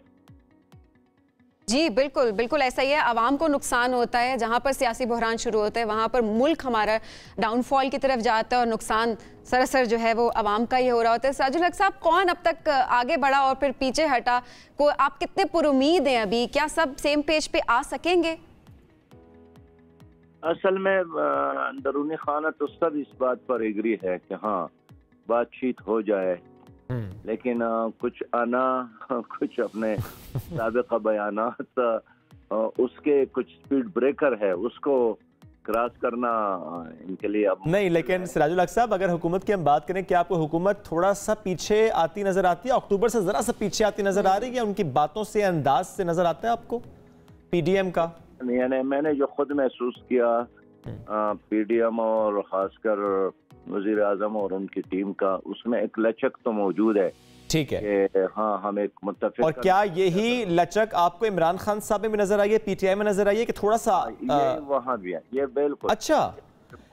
यानी खान साहब थोड़ा एग्री कर रहे हैं कि थोड़ा सा आगे जाने को तैयार है, वो जुलाई तक जाने को तैयार नजर आ रहे हैं आपको? मेरा अपना रीडिंग ये है, ख्याल यही है कि जब हमने अपनी तजावीज़ इन सब के साथ शेयर की है जी, तो ये इस पर ऐसा नहीं थे कि नहीं ये नहीं हो सकता है। सिराजुल हक साहब, तजावीज़ की आपने बात की है, तजवीज़ में जुलाई आ रहे हैं कि जुलाई में इंतखाबात? जी जी, प्लीज प्लीज प्लीज अर्ज करूं कि असल में जुलाई और आसपास की डेट सबके लिए फिजिबल है, बस इसमें जो बुनियादी मसला ये है वो ट्रस्ट का है और एतमाद का है कि अगर हम जुलाई पर भी आ जाए शायद फिर भी ये लोग नहीं चाहेंगे, तो इसलिए इस ट्रस्ट और एतमाद को बहाल करने की जरूरत है। अच्छा, तो सर अब जुलाई पर जरा और बात कर लेते हैं। अगर जुलाई के मामले पर हम ये सोचें कि जिस सियासी जमातों ने बैठना है और उन्होंने फैसला करना है कि जुलाई में इंतखाबात हमने करना है, सर आइन कहाँ है, सुप्रीम कोर्ट कहाँ है, फैसला कहाँ है, वो 90 दिन के अंदर इंतखाब कहाँ है, ये सारे मामला तो सर साइड पे हो जाते हैं। देखिए, जो 9वें दिन का मामला है वो तो खुद सुप्रीम कोर्ट ने और सदर पाकिस्तान के एडवाइस ने पीछे छोड़ा है। वो तो 90 से खुद 105 पर गए हैं। ठीक है। और ये तो मैंने सुप्रीम कोर्ट में चीफ जस्टिस से कहा कि जब आपने खुद 90 को 105 किया है, 105 को अगर 205 किया जाए तो इसमें क्या हर्ज है। फिर यह है कि जब सुप्रीम कोर्ट ने खुद ही कहा कि आप आपस में मिल बैठ कर मुझे एक तारीख दे रहे, मेरा यकीन है कि अगर सियासी जमातें आपस में तय हो जाते हैं तो सुप्रीम कोर्ट का कोई लफ्ज जो है ना आसमानी सहीफा तो नहीं है, कौम के लिए है, मुल्क के लिए। अगर मुल्क की मुफाद इसी में है तो बार बार यही कहते थे कि अगर आप एक तारीख पर मुतफिक हो जाते हैं तो बड़ी आसानी पैदा हो जाए। मैं नहीं समझता हूँ कि अगर ये सियासी जमातों का डायलॉग हो जाए तो उसमें सुप्रीम कोर्ट कोई हाइडल बनाएगा। ठीक है, हर्डल आपको नज़र नहीं आती फिर। लेकिन सर फिर एक चीज़ और भी है, आप आज वैसे तो सुप्रीम कोर्ट में बेंच 1 ज़रा चीफ जस्टिस की अदम दस्तयाबी की वजह से आज डीलिस्ट कर दिया गया, लेकिन आज चूँकि आखिरी दिन था, डेडलाइन थी और आपने ज़रा कोशिशें भी की हैं, ईद की छुट्टियों का भी जिक्र आपने किया कि आपकी शहबाज शरीफ साहब से टेलीफोनिक गुफ्तगू हुई। नज़र आ रहा है सर आज या कल तमाम सियासी जमातें बैठी होंगी, चाहे किसी भी वक्त हो, आज कल परसों, लेकिन नज़र आ रहा हो कि बैठ जाएंगी, एटलीस्ट डिस्कशन स्टार्ट हो जाएगी। सर डायलॉग कब स्टार्ट होगा? क्या कोई एक्सपेक्टेड टाइम है, एक्सपेक्टेड डेट है कि आपको लगता है कि हाँ इस टाइम पर डायलॉग स्टार्ट हो जाएगा? देखिए, ये आज पीडीएम के अपने अंदरूनी डिसीजन पर है कि अगर वो मुज़ाकरात की तरफ आते हैं तो ये कल भी हो सकता है। नहीं, ये बॉल इस वक्त पीडीएम के कोर्ट में है सर? यकीनन अब इस वक्त पीडीएम के अगर अच्छा, यानी आज पीडीएम कहती है कि हम आज बैठे तो खान साहब कहते हैं ओके, शाह महमूद कुरैशी साहब आ जाएंगे, बैठ जाएंगे। बाकी कोई मुश्किल नहीं है। अगर आज यानी पीडीएम अपने इजलास में तय करते हैं कि हाँ हमें मुज़ाकरात की तरफ आना चाहिए, मेरे ख्याल में ये पूरी कौम की कामयाबी हो। आपको लगता है सर कि सिर्फ इस वक्त अगर मसला कोई बना रहा है पीडीएम के लिए तो वो एक जमात या एक फर्द है और वो फजलुर रहमान साहब है? ये अब खुद वजीर आजम की सलाहियत का इम्तिहान है कि वो अपने इत्तेहादियों को किस तरह एक पेज पर लाते हैं। अच्छा, अब सर एक सवाल और भी, ये जो कोशिश आप कर रहे हैं, ये सारी एक्सरसाइज इस वक्त हो रही है, ये आपका बिल्कुल एक पर्सनल लेवल पर इंटरेस्ट है जिसके लिए आप कोशिश कर रहे हैं, या कि कोई और आपको कह रहा है, कोई और आपको सपोर्ट कर रहा है, कोई और आपको ये माहौल प्रोवाइड कर रहा है, फैसिलिटेट कर रहा है? ये मेरी जमात का फैसला है। मेरी जमात सोचती है अगर इस लड़ाई में मुल्क जल रहा है, हमारी कौम तबाह हो रही है, मईशत बैठ रही है, तो ये मुल्क तो सिर्फ इन दो पार्टियों का नहीं है कि दो आदमी आपस में बाजार में लड़ पड़े, एक दूसरे पर पत्थर और संगबारी करे और उससे दूसरे लोगों को मुतासिर होना पड़े। तो सब लोगों का फर्ज नहीं है कि दोनों के हाथों से पत्थर ले ले। यानी सारे अपना फर्ज अदा कर रहे हैं। जाहिर है, मैं यही सोचता हूँ ना जी कि इस इलेक्शन में तो हमने भी हिस्सा लिया, तो अगर मैंने भी हिस्सा लेना है और दूसरी सियासी जमातों का नहीं, यानी सर रोल प्ले सिर्फ सियासी जमातें कर रही हैं। जाहिर बात है, सियासी जमात ही ने आपस में, ठीक है, सियासी जमातों ने ही बैठना है, उन्होंने ही फैसला करना है, उन्होंने अपने मसाइल का हल डायलॉग से निकालना है। बहुत शुक्रिया। जमात इस्लामी सराजुल हक साहब साथ मौजूद थे और ज़ाहिर आप कोशिश कर रहे हैं कि किसी तरह से ये मामला सुलझ जाएं, जिसमें आपने ये कहा है कि बॉल पीडीएम की कोर्ट में है। तो देखते हैं अब क्या फैसला होता है। लेकिन सवाल यही है कि क्या इनका जो मुज़ाकरात हो जाएंगे, डायलॉग शुरू हो जाएगा, बातें हो जाएंगी, क्या उससे मुल्क में जो मुआशी बहरान है वो खत्म होगा? क्या अगर कोई लीडरशिप में आता है, कौम तो होपफुल है, हम तो सवाल जरूर कर सकते हैं कि क्या ये इतनी कोशिशें तो हो रही हैं, सराजुल हक साहब की तरफ से हो रही हैं कि तमाम लोग बैठे बात करें, मुज़ाकरात हो, लेकिन इसका सोल्यूशन क्या होगा? क्या सिर्फ पावर में आना है या फिर आवाम के लिए कुछ करना भी है? और इस दौरान एक और मामला भी होता है सबीन, और वो है ऑडियो लीक्स का। आए रोज एक नई ऑडियो लीक, एक नया तूफान बर्पा हो जाता है जिसकी हम देखते हैं ना कोई कानूनी हैसियत होती है। फिर सवाल उठते हैं भाई ये कौन टैप कर रहा है ऑडियोज और इसका फायदा किसको मिल रहा है और इसके पीछे है कौन? इस पर भी बात करेंगे। हमें प्रोग्राम में ज्वाइन करें सीनियर तज्ज़ियाकार अतहर काज़मी साहब। अस्सलाम वालेकुम सर, कैसे हैं? जी वालेकुम सलाम, thank you so much. Sir, इससे पहले हम सराजुल हक साहब से गुफ्तगू कर रहे थे, उन्होंने कहा जी बॉल पीडीएम के कोर्ट में है, अगर आज वो डिसाइड कर लेते हैं कि मुज़ाकरात होने हैं तो मुज़ाकरात हो जाएंगे। इससे पहले कि मैं ऑडियो लीक्स पर आऊँ, मुझे ज़रा इस पर कमेंट करें, नज़र आ रहा है सर आपको वेरी सून मुज़ाकरात होते हुए? देखिए, कोशिश तो की जा रही है, लेकिन मुज़ाकरात किसी मकसद के लिए किए जाते हैं। अभी जो सबसे मेन मकसद है जिसके ऊपर ज़ेरे बहस है वो चीज़ है इलेक्शंस। मुझे नहीं लगता कि किसी भी मुज़ाकरात के नतीजे में इलेक्शंस की कोई डेट के ऊपर हम मुत्तफिक हो सकेंगे, और हुकूमत को इस वक्त सूट नहीं करता इलेक्शंस में जाना। तो मेरे ख्याल में ये एक्सरसाइज तो हो सकती है मुज़ाकरात की, लेकिन इसके नतीजे में कोई चीज़ ऐसी नहीं निकलेगी जिसकी वजह से मुल्क के अंदर बहरान हाल होगा। प्रोफेसर इमरान इस्माइल साहब उससे पहले मौजूद थे, वो कहते हैं कि ये इस वक्त इंतखाबात नहीं चाहते, जो कि आप भी कह रहे हैं कि इनको सूट नहीं करता गवर्नमेंट को। वो कहते हैं अक्टूबर में भी नहीं चाहते। वो कहते हैं 2 साल का कोई प्लान लेकर आ रहे हैं, कोई इमरजेंसी लगाने की बात करें। आप एग्री करते हैं सर पीटीआई की सोच से?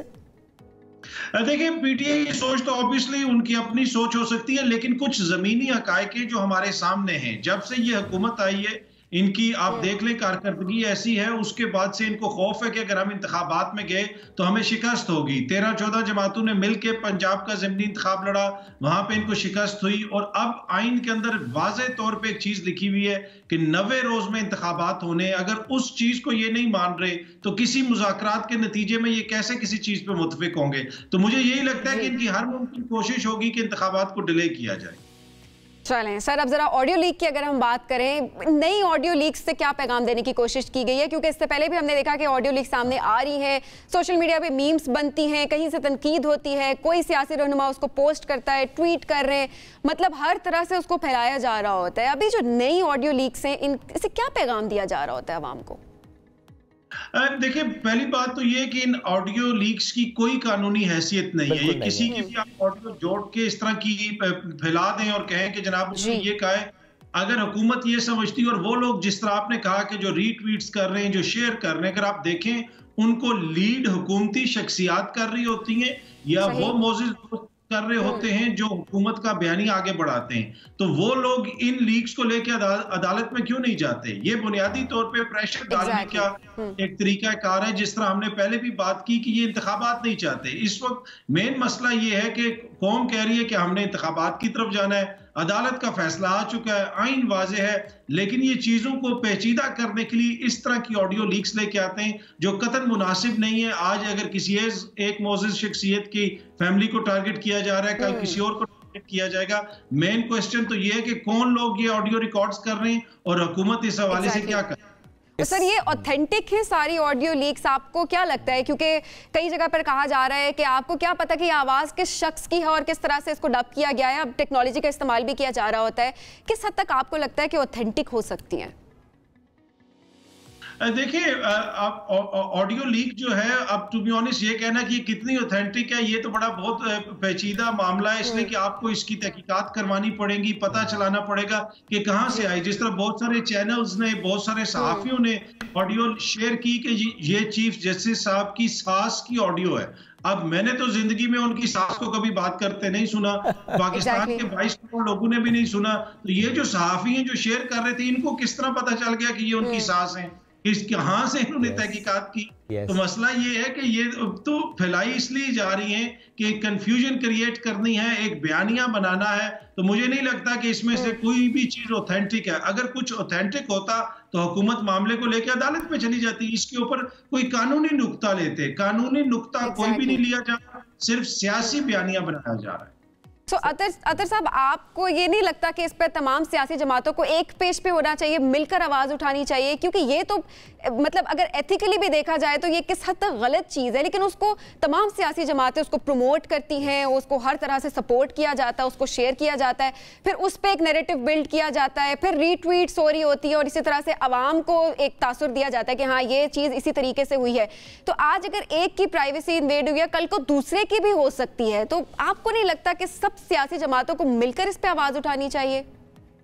जी बिल्कुल उठानी चाहिए। और ये मामला कोई आज से शुरू नहीं हुआ। पिछले कुछ माह के दौरान अगर आप देखें तो वजीर आजम हाउस की ऑडियोज भी लीक हुई। पूरी दुनिया के अंदर पाकिस्तान एक तरह से मजाक बनता जा रहा है कि हमारे वजीर आजम हाउस के अंदर जो कम्युनिकेशन हो रही है वो भी महफूज नहीं है।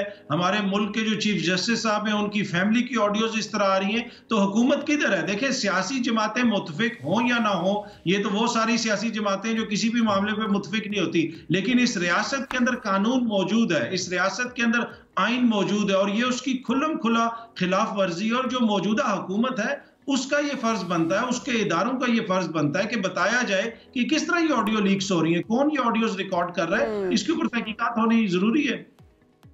सर तो ये इतना मुश्किल तो नहीं है? नहीं, मुश्किल तो वो भी नहीं है जो आइन के अंदर लिखा हुआ है कि 90 रोज के अंदर इंतखाबात करवा दें। और लगता ये है कि इस हुकूमत ने हर चीज मुश्किल बनानी है। मुश्किल जो सबसे बड़ी ये है कि इनको ये लग रहा है कि अगर हमने इंतखाबात करवाए तो हमें शिकस्त हो जाएगी, तो इन्होंने तो अपने लिए खुद मुश्किलात में इजाफा किया है और उन मुश्किलात को कम करने के लिए फिर इस तरह की ऑडियोज के जरिए बयानियां बनाने की कोशिश की जाती है। तो बन जाता है बयानिया सर? हाँ एग्जैक्टली, इनसे बयानिया बनता है, कोई कुछ ओपिनियन बिल्ड होता है लोगों का? वो बिल्कुल बयानिया बनता है, ये ओपिनियन बिल्ड होता है कि कितनी नाअहल हुकूमत है कि इसके दौर में इस तरह की ऑडियोज आ रही हैं और उसके ऊपर ये लोग बयानिया बनाने की कोशिश कर रहे हैं। देखें ये 2023 है, यहाँ पे इस तरह की चीजों से आप बयानिया नहीं बना सकते। अवाम बाशऊर है, अवाम मीडिया देखते हैं, डिजिटल मीडिया देखते हैं, तो मुझे नहीं लगता कि कोई सियासी फायदा होता है इससे। 2023 इंतखाबात हो जाएंगे इसमें?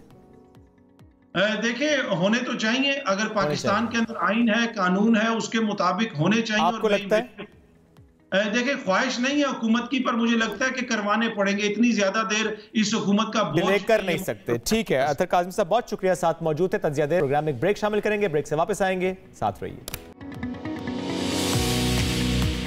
Welcome back after the break. अब जरा बात करते हैं जब ईद की छुट्टियों में एक ऐसी खबर है जिसने हम सबको अफसरदा किया, चूंकि ज़ाहिर है कोशिश बहुत की जा रही थी उसको बचाने की। मैं बात नूरजहां, जो हथनी बीमार थी, जो चल बसी, बीमारी और इंतज़ाम की लापरवाही के बाइस जो उसका आखिरी दिन था वो शदीद कर्ब में गुजरा। और जब हथनी की मौत की हम बात करते हैं उसके बाद चिड़ियाघर के एडमिनिस्ट्रेटर सैफुर रहमान साहब ने कहा कि इसका पोस्टमार्टम किया जाएगा ताकि जो भी मरज़ था उसके बारे में पता चलाया जा सके। नूरजहां की बीमारी और मौत की खबरें आने के बाद कराची चिड़ियाघर को बंद करने और मुल्क भर में चिड़ियाघरों की सूरत हाल बेहतर बनाने के लिए आवाज़ें उठ रही हैं, जिसमें सेलिब्रिटीज़ की आवाज़ें में ज़्यादा नज़र आ रही हैं। बहुत से ऐसे इन्फ्लुएंसर्स जो ये बात करें कि ज़ू को बैन कर देना चाहिए, ज़ू को बंद कर देना चाहिए। और ऐसे में हमने ये तक देखा सबीन कि वो सेलिब्रिटीज़ जो कभी ज़ू गए तो लोगों ने उनको कहा आप क्यों जाते हैं ज़ू, क्यों प्रमोट करते हैं ज़ू? हाँ, प्रमोट करने के लिए हमेशा मना किया गया है कि इनको प्रमोट नहीं करना चाहिए किसी भी तरीके से। बिल्कुल। इस वक्त हमें प्रोग्राम में ज्वाइन कर रहे हैं फोर पास के एक स्की मेंबर हैं डॉक्टर आमिर खलील साहब, यहाँ पर मौजूद। ज़ाहिर इलाज की गर्ज से आए थे, उसको बड़ा क्लोजली मॉनिटर किया गया नूरजहां को, तो he is with us today. Doctor साहब अस्सलाम वालेकुम। अस्सलाम वालेकुम, good morning. Good morning doctor साहब, how are you doing today? All is fine, working Great. hard. The team is working hard and all is fine. Thank you. Great. Dr. Saab, when you were here, you said it's too early to say what went wrong with Noorjahan. Can you elaborate now what actually went wrong with her? Noorjahan, since January, was suffering due to a severe trauma, several health issues, serious health issues. Okay. Which led to a strong pain where the elephant was not able to stand on her hind leg. And due to absence of some examination, it was not clear at the time why Noorjahan is suffering and her health is deteriorating on regular and daily basis. Thanks to the authority invited the team of Forpose, we came to the zoo with the expert. We were able during even it was very risky to sedate Noorjahan, but everything was prepared, and we lost nearly Noorjahan at this time, and we reversed the anesthesia, and we succeeded to make the required examination, where we find there is several health issues with Noorjahan, but only it's all based on the trauma which she have. With the treatment which we applied and we continued, Noorjahan was in a very good condition, started to improve herself. Despite we were saying in the beginning 50-50, her health condition improved. Sadly, at the end, Noorjahan fall in the swimming pool, and this makes the situation much worse, and she lost her chance. And she was fighting 9 days till she passed away. Dr. Amir, we all have seen that video. So who is responsible for Noorjahan's death? What do you think? To be honest, I'm not qualified to be a judge or to point a finger what went good, what went well. We are experts, we are doctors, and we find Noorjahan was really in very bad condition, and we tried everything and anything is possible to help the elephant. Right. And it's very sad to lose the elephant. But sure, the zoo was not equipped for intensive care patients. So zoo was not equipped. Such a situation. Yeah, zoo was not equipped. That's right. But how do you see the care and environment in Pakistani zoos? Whatever zoo you have visited, but what you have seen, the care, the environment, the facilities. I think a lot of work have to be done for Pakistan.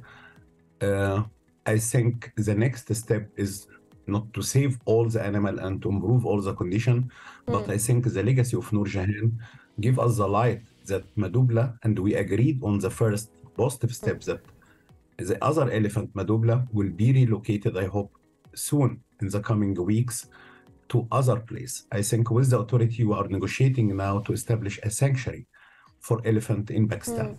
So this is, I think, will be a big step to have the first ever sanctuary for elephant, and should be done in Pakistan. And this should be international standard, species appropriate place for the elephant.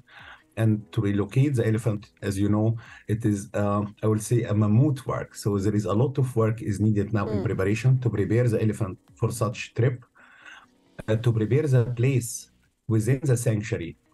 There is area we agreed to bring now where Madubla and the other elephant is there. We speak about over 18 acres, so it's a huge place with trees, with water, and I think a lot of work have to be done. It's mission impossible, but I think Noor Jahan deserve that the other three sisters can be reunited again and in Pakistan and on a place where really there is a good care for the elephant. Forpos will be happy to assist, and we are doing, and we are working currently with the mahout or the animal keeper, because the training is very important. Management of the animal is very important. It's not only to keep the animal, and the place and the future place should be prepared for any. So Dr. Amir, there is also an opinion that Pakistan should shut down. We can say that Pakistan must shut down all zoos here. So is it a right approach? We should shut down all the zoos here, or do we have to make appropriate precautions and measures? I think Pakistan have a good opportunity instead of exporting animal. If the condition is improved, the training of the staff are improved, the good care of the animal will be applied. I think this is possible. Pakistan is a great nation, a wonderful nature, and I think the people should see the first place, which a good place where really how they can see the animal live life, like how to see an elephant really swimming, living, not caged. And I think with the first example we can do together, people will change themselves, raising awareness. Pointing the finger is one way of work, but also my expertise or the way I work, we are solution oriented. We would like not to close only, but what is the solution after? So it is very, very important to have a solution and not just to say we are against something. We are for putting the animal in a good condition. You have a great nation, a great people. We are welcomed, and I see really there is a good opportunity now, not to be against each other, but to be with each other for the good sake. All of us agree there is a lot of things have to be done, but I think this is a teamwork. It's not one institute or one person or one organization can do this. I think it's a teamwork, and I think it is a good opportunity now with the legacy of Noor Jahan, the elephant, to make something positive in Pakistan where all of us should be proud, and to show the world that Pakistan have a great places where animal could be left. I think this is the way I would like to share and to work with all of you and with all the team of Forpos and all the society. A lot of people was working very hard.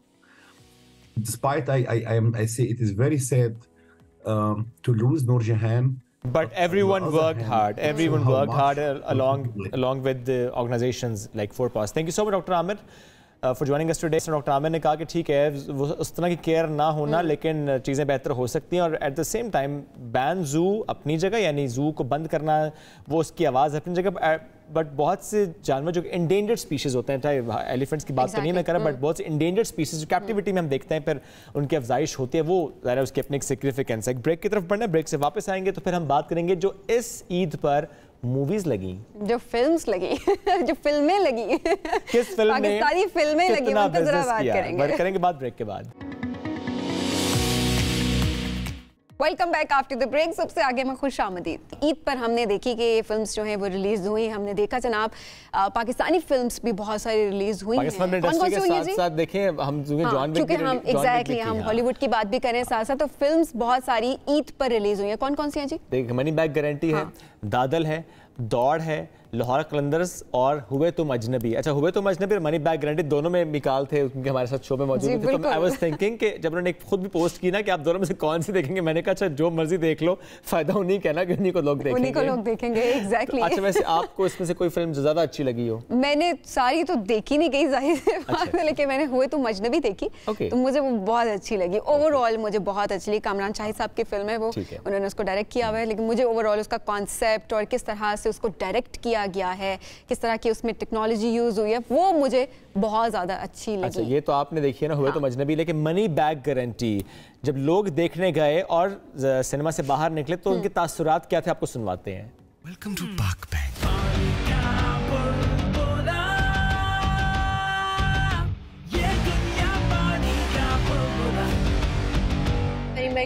Film देखी हमने, बहुत अच्छी movie है और हमारे पैसे वसूल हो गए। बिल्कुल करंट जो सिलसिला चल रहा है, जिस तरह सियासतदानों का है, एक चीज़ दिखाई एक जैसी, तो एक सबक भी है और इतनी उम्दा पिक्चर बनाए पे। बहुत बहुत अच्छी मूवी है, बहुत अच्छी पिक्चराइजेशन बहुत अच्छी है और एक्टर्स ने सारे बहुत अच्छा किया है, काम किया है। दूसरा ये कि पैसे वसूल हुए वाकई। बहुत एंटरटेनिंग मूवी थी, बहुत अच्छी मूवी थी, एक मैसेज भी था और बहुत बहुत अच्छे तरीके से उसे प्रोजेक्ट भी किया गया। बहुत अच्छी, बहुत मजा आ गया। फवाद खान ने बहुत अच्छी एक्टिंग की थी, हमने बहुत एंजॉय किया। कंप्लीट एंटरटेनिंग मूवी है, फुल पैकेज के साथ, बहुत अच्छे पंचेस यूज किए और बहुत अच्छी कॉमेडी है। वसीम बकरम की एक्टिंग बहुत अच्छी थी और फिल्म भी बड़ी अच्छी थी, बहुत मजा आया हमें। बहुत अच्छा टॉपिक था, बहुत अच्छी कॉन्सेप्चुअल मूवी थी और कॉमेडी भी बहुत अच्छी थी। लिटरली मैं एक सेकंड भी बोर नहीं हुई इस मूवी को देख के। It was so good. जितने भी उसमें एक्टर्स थे उन्होंने सब में बहुत अच्छा अपना किरदार अदा किया, मुझे बहुत अच्छा लगा, बहुत इंजॉयफुल थी मूवी, बहुत अच्छी थी। ये डकैती हमारी मनी बैक गारंटी है।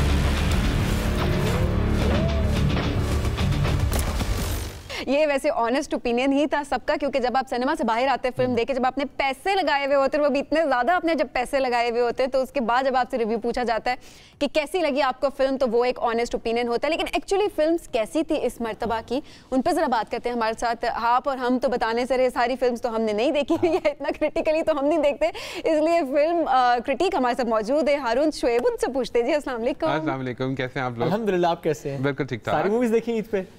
तकरीबन सारी ही देख ली। और मजे की बात यह कि इस दफा अच्छी बात यह हुई कि ईद पे तो चले हमें ज्यादा दिन मिल गए, काफी छुट्टियां तवील थी ईद की, और अब फिर एक लॉन्ग वीकेंड भी आने वाला है, तो उसका भी बड़ा असर रहेगा फिल्मों के ऊपर, क्योंकि लोग फिर दोबारा प्लान बनाएंगे। रुकेगा, प्रोड्यूसर साहब सुन लें, लॉन्ग वीकेंड आने वाला है। आप सर कंटिन्यू करते हैं। अच्छा, ये मुझे नहीं पता, ये इनसाइड जोक जो आप लोगों का चल रहा है, लेकिन 1 मई की छुट्टी होगी तो फिर फैमिली प्लान बनाएंगी और कोई ना कोई फिल्म जो है वो जो देखने का रह गई है वो जरूर जाएं देखें। और आपने जिस तरह कहा महंगा शौक है, लेकिन यह है कि बड़ी अच्छी फैमिली इंटरटेनमेट होती है, तो लोग जाएंगे और देखेंगे, क्योंकि हमारे पास 5 अच्छी पाकिस्तानी फिल्में भी हैं और फिर एक इंग्लिश फिल्म जैसे आपने कहा जॉन विक का 4th सीक्वल जो है वो भी आया है।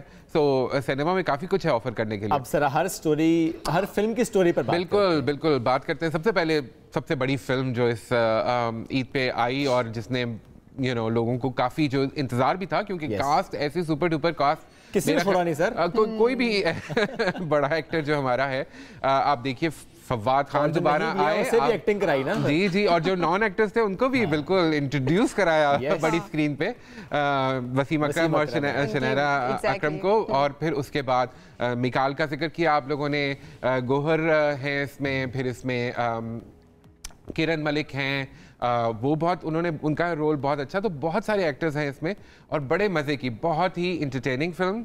अच्छा, इसमें मज़े की बात यह है कि मेरे ख्याल में पाकिस्तान इंडस्ट्री को ये क्रेडिट तो जाता है कि चाहे हमारी साल में 15-20 फिल्में ही बनती हैं, लेकिन हम जॉनर्स के साथ बहुत एक्सपेरिमेंट करते हैं। तो आपको हॉरर कॉमेडी भी नज़र आएगी, आपको पॉलिटिकल सैटायर भी नज़र आएगा। तो इस फिल्म में पॉलिटिकल सैटायर को लेकर फैसल ने जो फिल्म बनाई है, तो बहुत ही मज़े की, बड़े मज़े के वन लाइनर्स, नाम जो है मानी जिस तरह है इसमें वो बने हुए हैं जो कैरेक्टर प्ले कर रहे हैं, बहुत ही फ़नी कैरेक्टर है। और छोटे छोटे हर कैरेक्टर का जो नाम है, जैसे इसमें जो फवाद हैं वो बड़े मज़े का एक उनके साथ जो साइड किक्स होते हैं ना, एक गून के साथ हमेशा एक विलन के साथ, तो उनके साथ जो 2 साइड किक्स हैं, एक का नाम है ज़र्फ़ और एक का नाम है ज़मीर। तो इसी से आप लोग अंदाजा लगा सकते हैं कि कितनी हिलेरियस छोटी छोटी जो ये चुटकुले हैं ना उस फिल्म में, वो बड़े जबरदस्त हैं। और वो अच्छा बिजनेस है। हाँ, ज़र्फ जो है वो छोटा है और ज़मीर जो है वो सोता रहता है।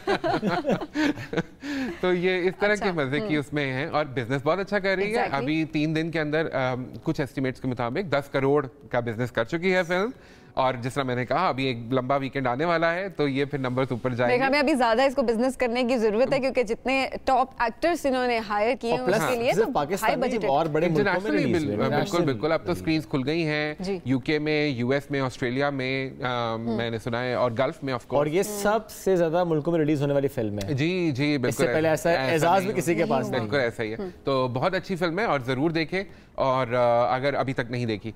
और मजे की बात इस फिल्म में यह है कि इसमें इंटैगनिस्ट हैं सारे, जिस तरह होता है ना कि एक पॉजिटिव कैरेक्टर होता है, एक नेगेटिव कैरेक्टर होता है। ये वो फिल्म है जो कि कहीं ग्रेज में रहती है और हमें एहसास होता है कि माशरे में भी इसी तरह ही है कि सब लोग जो हैं वो कहीं ग्रे में ही होते हैं, ना कोई बिल्कुल अच्छा होता है, ना कोई बहुत बिल्कुल खराब होता है। इंसानी फितरत तो बड़े मजे से और इन अ लाइट हार्टेड कॉमिक वे उसको प्रेजेंट किया गया है। तो एक भरपूर फैमिली एंटरटेनमेंट फिल्म है, लेकिन विद अ गुड मैसेज। जिस तरह हमने अभी सुना भी, लोगों ने उस मैसेज को रियलाइज किया। पॉलिटिकल मैसेज है, लेकिन लोगों ने उसमें से कुछ ना कुछ टेक अवे भी था, एब्जॉर्ब किया है। अब आए दादल पे। दादल में जो खास बात है ना जनाब, वो है सोनिया हुसैन। क्या उनकी लुक है, क्या उनकी एक्टिंग है। सोनिया तो वैसे ही बहुत अच्छी एक्ट्रेस है। तो फिल्म जो है वो एक छोटे स्केल की फिल्म है, लियारी के बैकड्रॉप में बनी हुई फिल्म है। शमून है इसमें, शमून अब्बासी, जो कि विलन का किरदार अदा कर रहे हैं। तो लेकिन सोनिया जो है वो उन्होंने वाकई ये मेला लूट लिया है दादल के साथ, और बहुत खूबसूरत किरदार निकारी। वहाँ हया बलोच का किरदार अदा कर रही हैं वो, और बहुत खूबसूरत इंसानों की कहानी। लियारी के बैकड्रॉप में गैंग वॉर के हिसाब से एक्शन भी है, लेकिन आपको इमोशन भी बहुत हाई ड्रामा मिलेगा। ईद पर कैसा बिजनेस किया दादल जो है वो ठीक है, उसको पिकअप करने में टाइम मिलेगा। और अगेन बात यही है कि इस तरह की फिल्में जो हैं, जो कि एक्शन फिल्में हैं और फिर विमेन सेंट्रिक फिल्म है, तो मैं वही जिस तरह पहले कह रहा था कि हमारे फिल्म मेकर्स को ये क्रेडिट जरूर जाता है कि वो जो स्टीरियोटाइप जिस तरह आप बॉलीवुड में देखते हैं ना कि बस वो हीरो हीरोइन रोम कॉम चले आ रहे हैं, बहुत बाद में जाके उन्होंने। लेकिन इसमें सिनेमैटिक वैल्यू कम नजर नहीं है। आपको ओटीटी प्लेटफॉर्म्स के लिए तो आपको मौजू लगती है ये, but not for the cinema. Abu Aliha की फिल्मों का होता यही है कि जी वो एक सर्टेन स्केल पे ही बनती है, एक सर्टेन बजट की फिल्में होती हैं, और इसलिए वो बार बार फिल्में बनाते रहते हैं, क्योंकि वो जितना पैसा लगाते हैं वो पैसा वो रिकवर कर ही लेते हैं, क्योंकि जाहिर है नेशनल लेवल पे रिलीज होती है तो उतना। और फिर छुट्टियों में हो तो वैसे भी बिल्कुल, जिसको टिकट नहीं मिलेगा अपनी पसंद की मूवी का दूसरी देख लेगा, स्क्रीन में जाके बैठ जाएगा। अब आप आ गए हैं सिनेमा, आपने एंटरटेनमेंट तो करनी है ना, तो फिर अब आप वापस तो नहीं जाएंगे फिल्म देखे बगैर।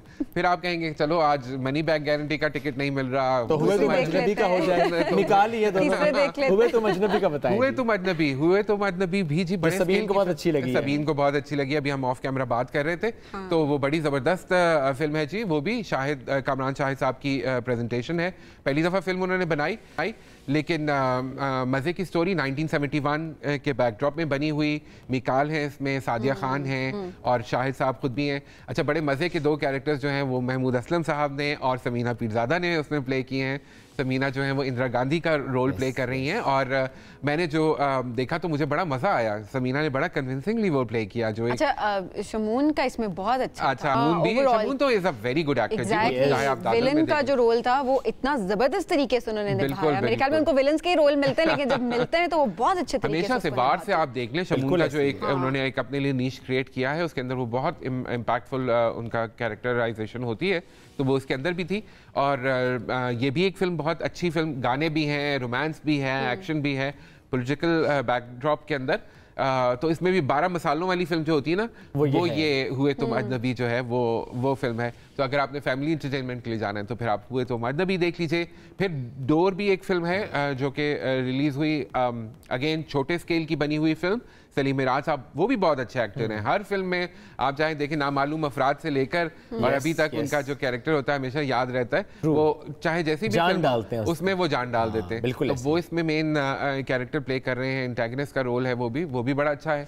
फिर जो फिल्म है लाहौर कलंदर अच्छा, मैं थोड़ा सा मेरे ख्याल में अब जो है उसके ऊपर बात करते हैं। हमारी लाहौर फिल्म इंडस्ट्री जो है, जिस तरह सीज़न चेंज हुआ और फिल्म मेकिंग जो है वो सारी कराची शिफ्ट हो गई, तो लाहौर फिल्म इंडस्ट्री के लिए I have a lot of affiliation with it. मुझे वो पुरानी फिल्में याद है जो लाहौर से आया करती थी, तो लाहौर कलंदर को देख के मुझे अफसोस हुआ।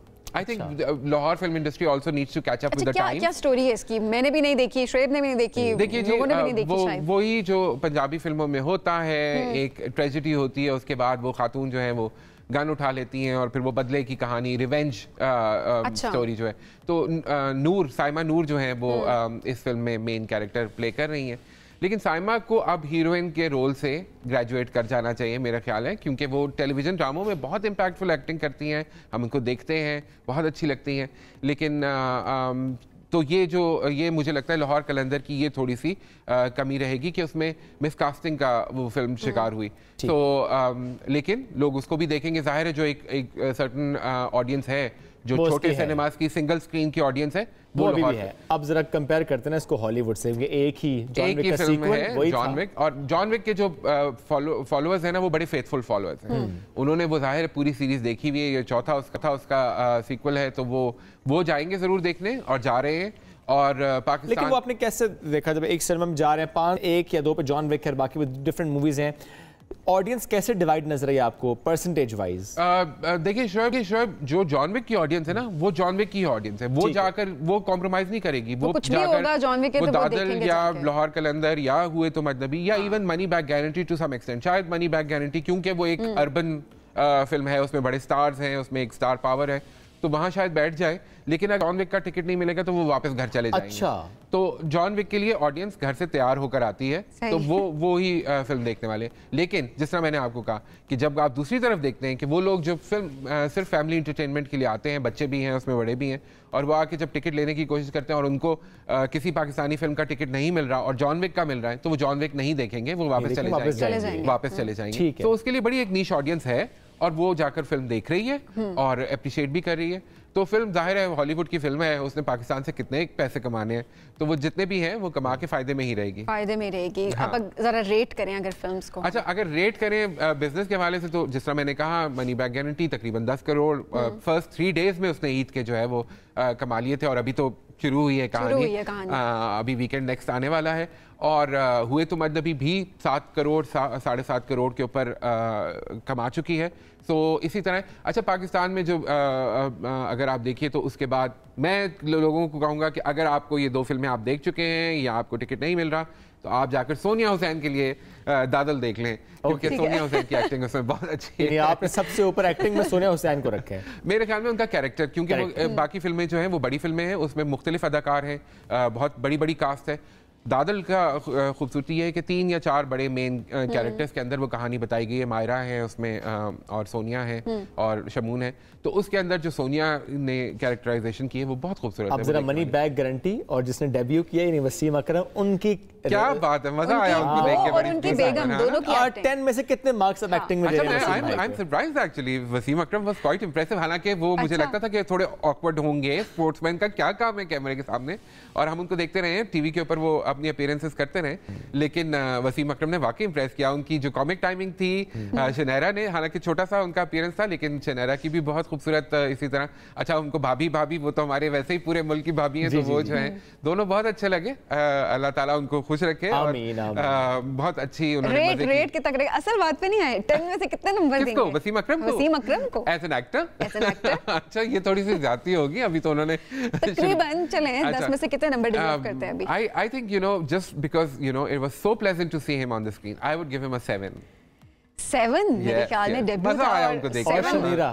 सुनीरा को I will give her an 8 भाभी है हमारी बस। अच्छा, मतलब एक नंबर ज्यादा ग्रेस मार्क जो है वो इस बात का मिलेगा कि रोल भी कोई इतना उस तरह का ही था, छोटा सा रोल था, लेकिन प्रेजेंस उनकी स्क्रीन के ऊपर, बड़ी स्क्रीन के ऊपर देख के बहुत अच्छा लगा। और वो she is a very pleasant personality. अगर आप उनको फॉलो करते हैं सोशल मीडिया पे तो वो मजे की बातें, और पाकिस्तान के साथ उनकी बड़ी मोहब्बत है, तो मजा आता है देख के उनको। एमबीजी की स्टार वैल्यू कौन थी? एमपीजी की star value of course Fawad Khan nobody can beat. अच्छा मजा मैं अक्सर ये सोचता था कि जो ये हो गई मौला जाट, लेजेंड ऑफ द मौला जाट, इसके बाद फवाद क्या करेगा कि वो फिर अपने आप को स्क्रीन के लिए एडजस्ट करेगा, क्योंकि एक बहुत लंबे टाइम के ऊपर बनने वाली बड़ी बजट की एक फिल्म थी। तो लेकिन money back guarantee was the perfect film for him to actually come back and make an impact. वो जो आपको एक पुराना रोमांस याद होगा, वो जो कॉलेज जीन्स 3/3, यू नो, वो जट एंड बॉन्ड, तो वो फवाद मुझे उस तरह के नजर आए कि वो सूट में है। अच्छा। उनकी एक कॉमिक टाइमिंग है, और कॉमेडी फवाद के साथ आप एसोसिएट नहीं करते, फवाद के साथ आप हमेशा सीरियस रोल्स रोमांस, फवाद का नाम ज़हन में है तो हमसफर ड्रामा याद आता है, वो रोल याद आता है। रोमांस एसोसिएट करते हैं आप उसके साथ, आप उसके साथ जो है वो ड्रामा एसोसिएट करते हैं, लेकिन कॉमिक टाइमिंग जो फवाद ने दिखाई, मुझे याद है 1-2 एड्स में उन्होंने कुछ कॉमेडी के साथ प्ले किया था, वो चिप्स के और कुछ इस तरह के एड्स थे, लेकिन इस फिल्म में जो है ना उन्होंने फवाद ने वाकई हैरान किया और बड़ा मजा आया फवाद को। अब जरा फिल्म की अगर हम बात करें, मनी बैक गारंटी की इंप्रूवमेंट की कहाँ जरूरत थी? देखिए ऑनेस्टली स्पीकिंग फिल्म बहुत अच्छी बनी हुई थी। मेरे ख्याल में उसके ऊपर थोड़ी सी लंबी, शायद ड्यूरेशन के ऊपर थोड़ी सी बात हो सकती थी कि थोड़ी ज्यादा स्नैपी हो जाती, क्योंकि वो फिल्म का फॉर्मेट और जॉनरा भी ऐसा था कि ये फिल्म तेज चलनी चाहिए। कितने घंटे की है? ढाई घंटे की आपके ख्याल से 2 घंटे की होनी चाहिए थी, या 2.25 घंटे की फिल्म होती तो ये ज्यादा इम्पैक्टफुल रहती, लेकिन फिर भी फिल्म ने बोर नहीं होने दिया। जिस तरह मैंने कहा, स्लैपस्टिक कॉमेडी, छोटे छोटे नुआंसेस, पॉलिटिकल सैटायर बहुत खूबसूरती से इस्तेमाल हुआ। और मजे की बात ये कि अच्छा, मैं खास तौर पे ऑडियंस को कहना चाहूंगा कि जब क्रेडिट रोल होना शुरू हो इस फिल्म के लिए पर्टिकुलरली, और बाकी फिल्मों के लिए भी, तो उठ के मत चले जाया करें, बैठ के आखिरी क्रेडिट तक देखा करें। अब आजकल बड़ा ट्रेंड है कि पोस्ट क्रेडिट जो है या क्रेडिट के बीच में जो है वो सीन कोई ना कोई इंसर्ट होता है, जो कि एक और मौका होता है आपके लिए हंसने का, या आपके लिए एक कंक्लूजन का, रेजोल्यूशन का।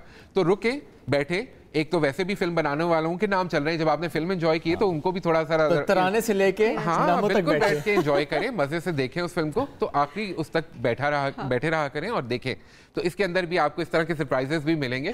तो ये वैसे आपने हमारे व्यूअर्स के लिए भी कहा जी, हमारा प्रोग्राम शुरू से लेके आखिर तक देखा करें, कि हमारे बहुत से सेगमेंट्स हैं, इसके बाद एक सेगमेंट आना है, बहुत खास सेगमेंट है, टीम वर्क, बहुत ज्यादा इंपॉर्टेंट। टीम को एक्नॉलेज करें जिन्होंने ये फिल्म बनाई है आपके लिए।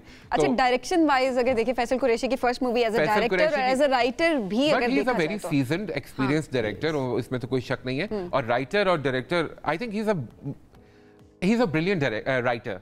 आई थिंक वो लिखते बहुत अच्छा है, बहुत विट है उनके अंदर, और हमेशा हमने देखा है वो डिस्प्ले पे रहती है। लेकिन ये है कि इसमें उन्होंने डायरेक्शन भी की, अच्छी फिल्म है। डायरेक्शन वाइज अगर रेटिंग आपसे कहें हम 5 फिल्म्स की, तो direction wise I think you know इतनी मुख्तलिफ जॉनरा की फिल्में हैं। मनी बैक गारंटी बिल्कुल एक डिफरेंट स्केल की फिल्म है, एक डिफरेंट जॉनरा की फिल्म है। I would say money back guarantee I would give an 8। Right. हुए तुम अजनबी एक बिल्कुल फर्क फिल्म है, लार्ज स्केल की बड़ी फिल्म, स्पेक्टिकल, यू नो, आपने देखा होगा सबीना, आपको, मुझे पता है आपको क्या पसंद है, आपको वो हेलीकॉप्टर और वो बॉम्ब ब्लास्ट और वो बिग स्केल जहाज, लड़ाइयाँ मुझे पता है बच्चों को यही चीजें पसंद आती हैं। मैं इसको कॉम्प्लीमेंट समझूंगी। तो वो इस तरह की फिल्म है, तो उसको जो है मैं अगेन उसको भी 7 नंबर देना चाहूंगा। और सोनिया हुसैन के लिए मेरे पास 5-6 नंबर हैं। अगर फिल्म अच्छी ज्यादा होती, उसकी प्रोडक्शन वैल्यू होती ज्यादा और उसका बजट ज्यादा होता, तो वो फिल्म भी बहुत अच्छी फिल्म हो सकती थी। और डोर जो है और लाहौर कलंदर अच्छी फिल्म है। अच्छी फिल्म है, रेट नहीं कर सकेंगे, ठीक है, रेट नहीं करेंगे। Thank you so much, Haroon सब साथ मौजूद थे और हम इस फिल्म का रिव्यू देख रहे थे। अभी जरा आगे वीकेंड आ रहा है, लॉन्ग वीकेंड आ रहा है, देखते हैं कि मूवीज कितनी ज्यादा इसको पजीराई मिलती है, किस मूवी को ज्यादा पसंद किया जाता है। एक ब्रेक की तरफ बढ़ना है, ब्रेक से वापस आएंगे, आपकी मुलाकात कराएंगे एक स्टार से। रहिए हमारे साथ।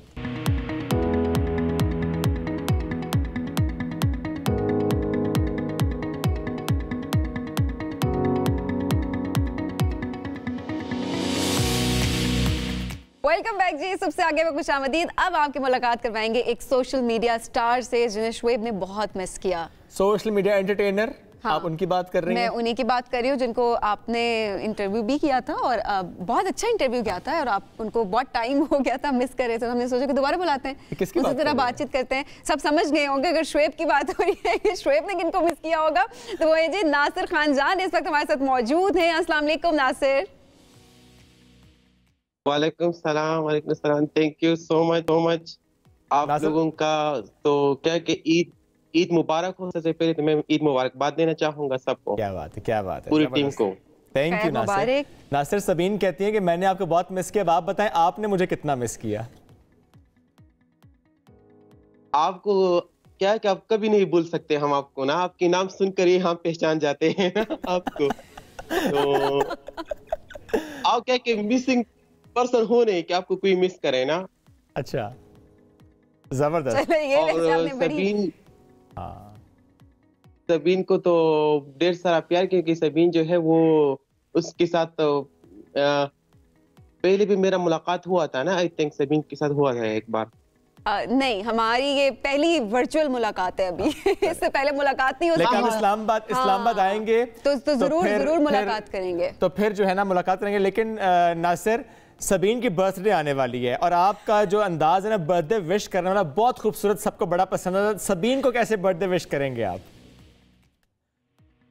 सबीन को हम जरूर विश करेंगे, क्योंकि क्या है कि हम तो ने तो इतने आर्टिस्ट को की है कि पिसल कुरैशी की वाइब से लेकर जो है ना अब बहुत सारे जो है ना हमने की है ना, तो मीडिया के लोगों के लिए हम तो करते रहते, तो उनके लिए जरूर करेंगे और उसके मुताबिक हम विश करेंगे। उसको देखकर हम कोई सॉन्ग जो है ना उसके लिए वो भी ऐड करेंगे ना वीडियो में। नासिर, आज कोई गाना हो जाए सबीन के लिए, नासिर खान जान क्या गाना गुनगुनाएंगे? आप बहुत प्यारा गुनगुनाते हैं, क्या गाना गाएंगे? यार इस वक्त तो क्या है कि बिल्कुल गला ही सूख गया है, क्योंकि ईद में इतनी ज्यादा सवैया बर्थडे के लिए तो अब क्या बताओ, अब बर्थडे के सॉन्ग तो यार ऐसे तो बहुत सारे सॉन्ग्स हैं ना, अब हम क्या बताएंगे ना। चले हैप्पी बर्थडे गुनगुना दे, मेरी बर्थडे आने वाली है बहुत जल्द। चलो ठीक है, happy birthday to you in advance Sabeen.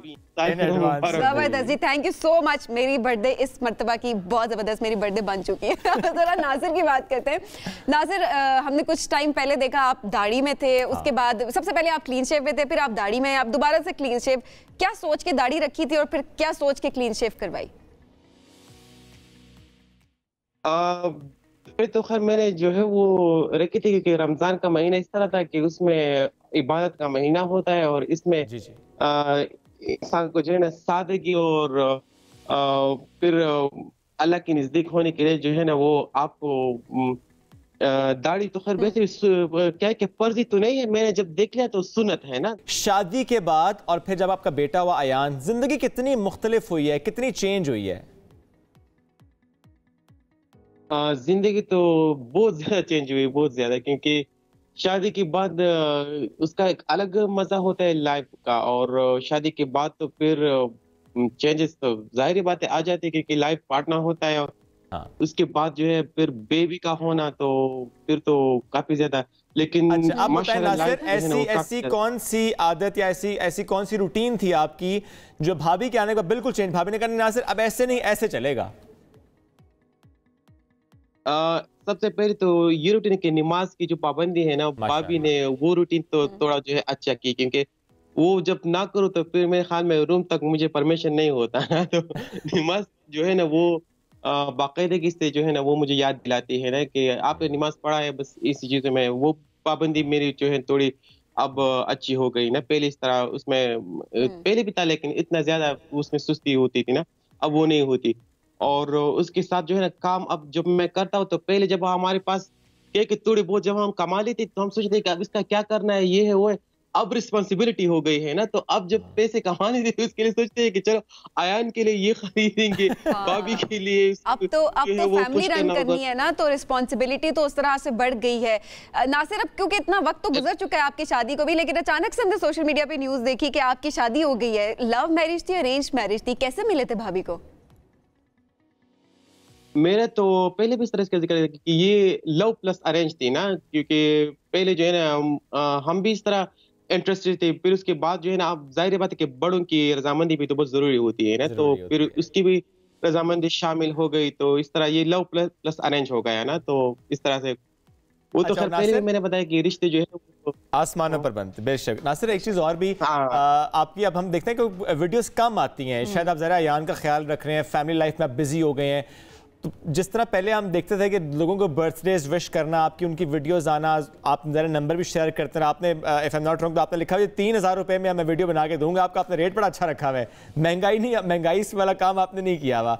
तो सोशल मीडिया से अभी तक कमाने का जो आपका एक प्रोसेस है वो ठीक चल रहा है, या क्या आपको लगता है कि वो मुतासर हुआ है, आप कॉन्टेंट भी आप कम डाल रहे हैं, उस तरह से आप हमें नज़र नहीं आता एक्टिव सोशल मीडिया पर? नहीं, अभी भी माशाल्लाह वही जैसा काम होता है, वही जैसा जो है ना, उससे पहले ज्यादा जो है ना वो बटन बढ़ गया है ना, काम इतना ज्यादा होता है कि बस मैं क्या है कि अब तो क्या है कि हम लेते भी नहीं, इतनी ज्यादा ऑर्डर होता है कि हम कि किसके लिए बनाए, तो क्या है कि कोशिश तो होती है कि सबको जो है हम खुश रखें, लेकिन काम तो माशाल्लाह बहुत अच्छा होता है। शादी के बाद तो फिर और भी मैं काम में इंटरेस्ट मेरा बढ़ गया है ना, क्योंकि अच्छा वैसे नासिर इस तरह है कि बाद में मुकम्मल कीजिएगा, और चूंकि आपने कहा ना कि इतने ज़्यादा ऑर्डर्स आते हैं कि आपको इनकार भी कभी कभी करना पड़ता है, वैसे किसी ने कभी कहा कि किसी पॉलिटिकल पार्टी के लिए, उसके लीडर के लिए बर्थडे विश करवाई हो, वो चाहे इमरान खान साहब हो, शहबाज शरीफ साहब हो, कोई और लीडर हो, कि यार इसके लिए विश कर दो, हम भेजेंगे?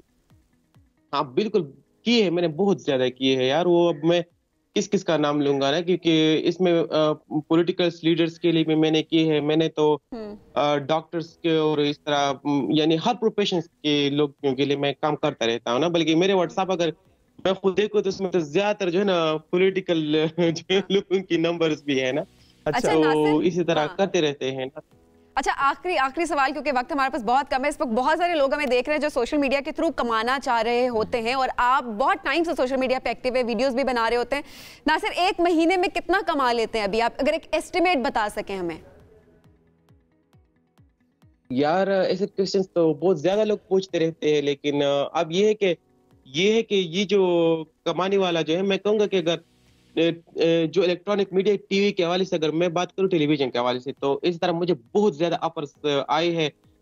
इसमें ड्रामेस भी है, मैं किस किस का नाम लूंगा ना, फिल्म्स के हवाले से भी मुझे आए, लेकिन मैंने काम इसलिए नहीं किया है कि अल्हम्दुलिल्लाह हम सोशल मीडिया से इतना कमाए हमने कि मैं जब इसको देखता था कि मुझे यहाँ पे इतना बजट मिलता है, और क्या है कि टेलीविजन पे काम करने में मुझे इतना उधर अभी मैं जो है जिस स्टेज पे हूँ, तो अल्हम्दुलिल्लाह मैं सेटल्ड हूँ ना, मैं कंप्लीटली सेटल्ड हो गया हूँ ना, क्योंकि अब क्या है कि इतना सेटल्ड हो गया कि चाहे कि जो इंसान बच्चे भी होते हैं उसकी फ्यूचर भी तो क्या है कि बाप के ऊपर होता है। ठीक है, आप सेटल महसूस करते हैं, इसलिए आपको लगता है कि आपको ड्रामे करने की, फिल्म करने की जरूरत नहीं, बस सोशल मीडिया सब कमा रहे हैं और आप अपनी फैमिली को सपोर्ट करें। बहुत शुक्रिया, नासिर खान जान साथ मौजूद थे, और हमसे करते एक ब्रेक की तरफ बढ़ेंगे, ब्रेक से वापस आएंगे, रहिए हमारे साथ।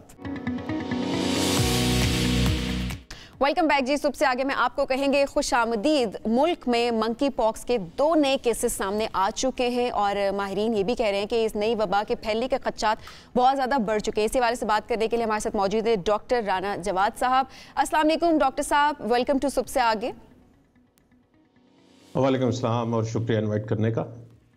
डॉक्टर साहब, यही पूछना चाहेंगे आपसे सबसे पहले कि मंकी पॉक्स की वबा खतरा किस हद तक बढ़ चुका है? 2 केसेस हमने देखा सामने आ चुके हैं, एयरपोर्ट्स हाई अलर्ट पे है, क्या खतरात हैं, क्या एहतियाती तदबीर होनी चाहिए, और इसके अलावा क्या क्या सिम्टम्स से जो कि किसी को लगे कि उसके अंदर है तो उसको फौरन कंसल्ट करना चाहिए डॉक्टर से? देखिए, किसी भी एडल्ट आदमी को अगर रैश आ रहा है उसके जिस्म के ऊपर, किसी भी हिस्से के ऊपर, किसी को साफ उसको वजह समझ नहीं आ रही, तो अज्यूम कर ले, स्पेशली हाई रिस्क ग्रुप इसके लिए वो है जो किसी भी सेक्सुअल एक्टिविटी में इन्वॉल्व है। तो इस वक्त जो सबसे बड़ा हाई रिस्क ग्रुप है इसका, ऐसे लोग जो ज़्यादा मुख्तलिफ पार्टनर्स के साथ सेक्स कर रहे हैं, ख़ासतौर पे मर्दों के साथ मेल टू मेल सेक्स के अंदर इसका रिस्क बढ़ा हुआ है। तो अगर आप उस हाई रिस्क ग्रुप के अंदर हैं और आपके जिस्म पर कोई रैश आता है तो आपको आइसोलेट करें अपने आप को घर के ही किसी कमरे के अंदर, और दूसरों के साथ एहतियात करें, मिलते वक्त हाथ वाथ ना मिलाएं। एहतियात इसकी वही है जो अगर आपको याद हो कि कोरोना के शुरू के दिनों में जो हम कहा करते थे, जो ड्रॉपलेट इन्फेक्शन की एहतियात थी, यानी कि हाथ साबुन से धोते रहें बार बार, आपके कपड़े, आपके खाने के बर्तन अलहदा होने चाहिए। और ये ड्रॉपलेट इन्फेक्शन है तो वो ऐसी कोई भी चीज़ जहाँ पे कोई वैक्सीन अवेलेबल है सर इस वक्त? कोई भी मादा टच करता है।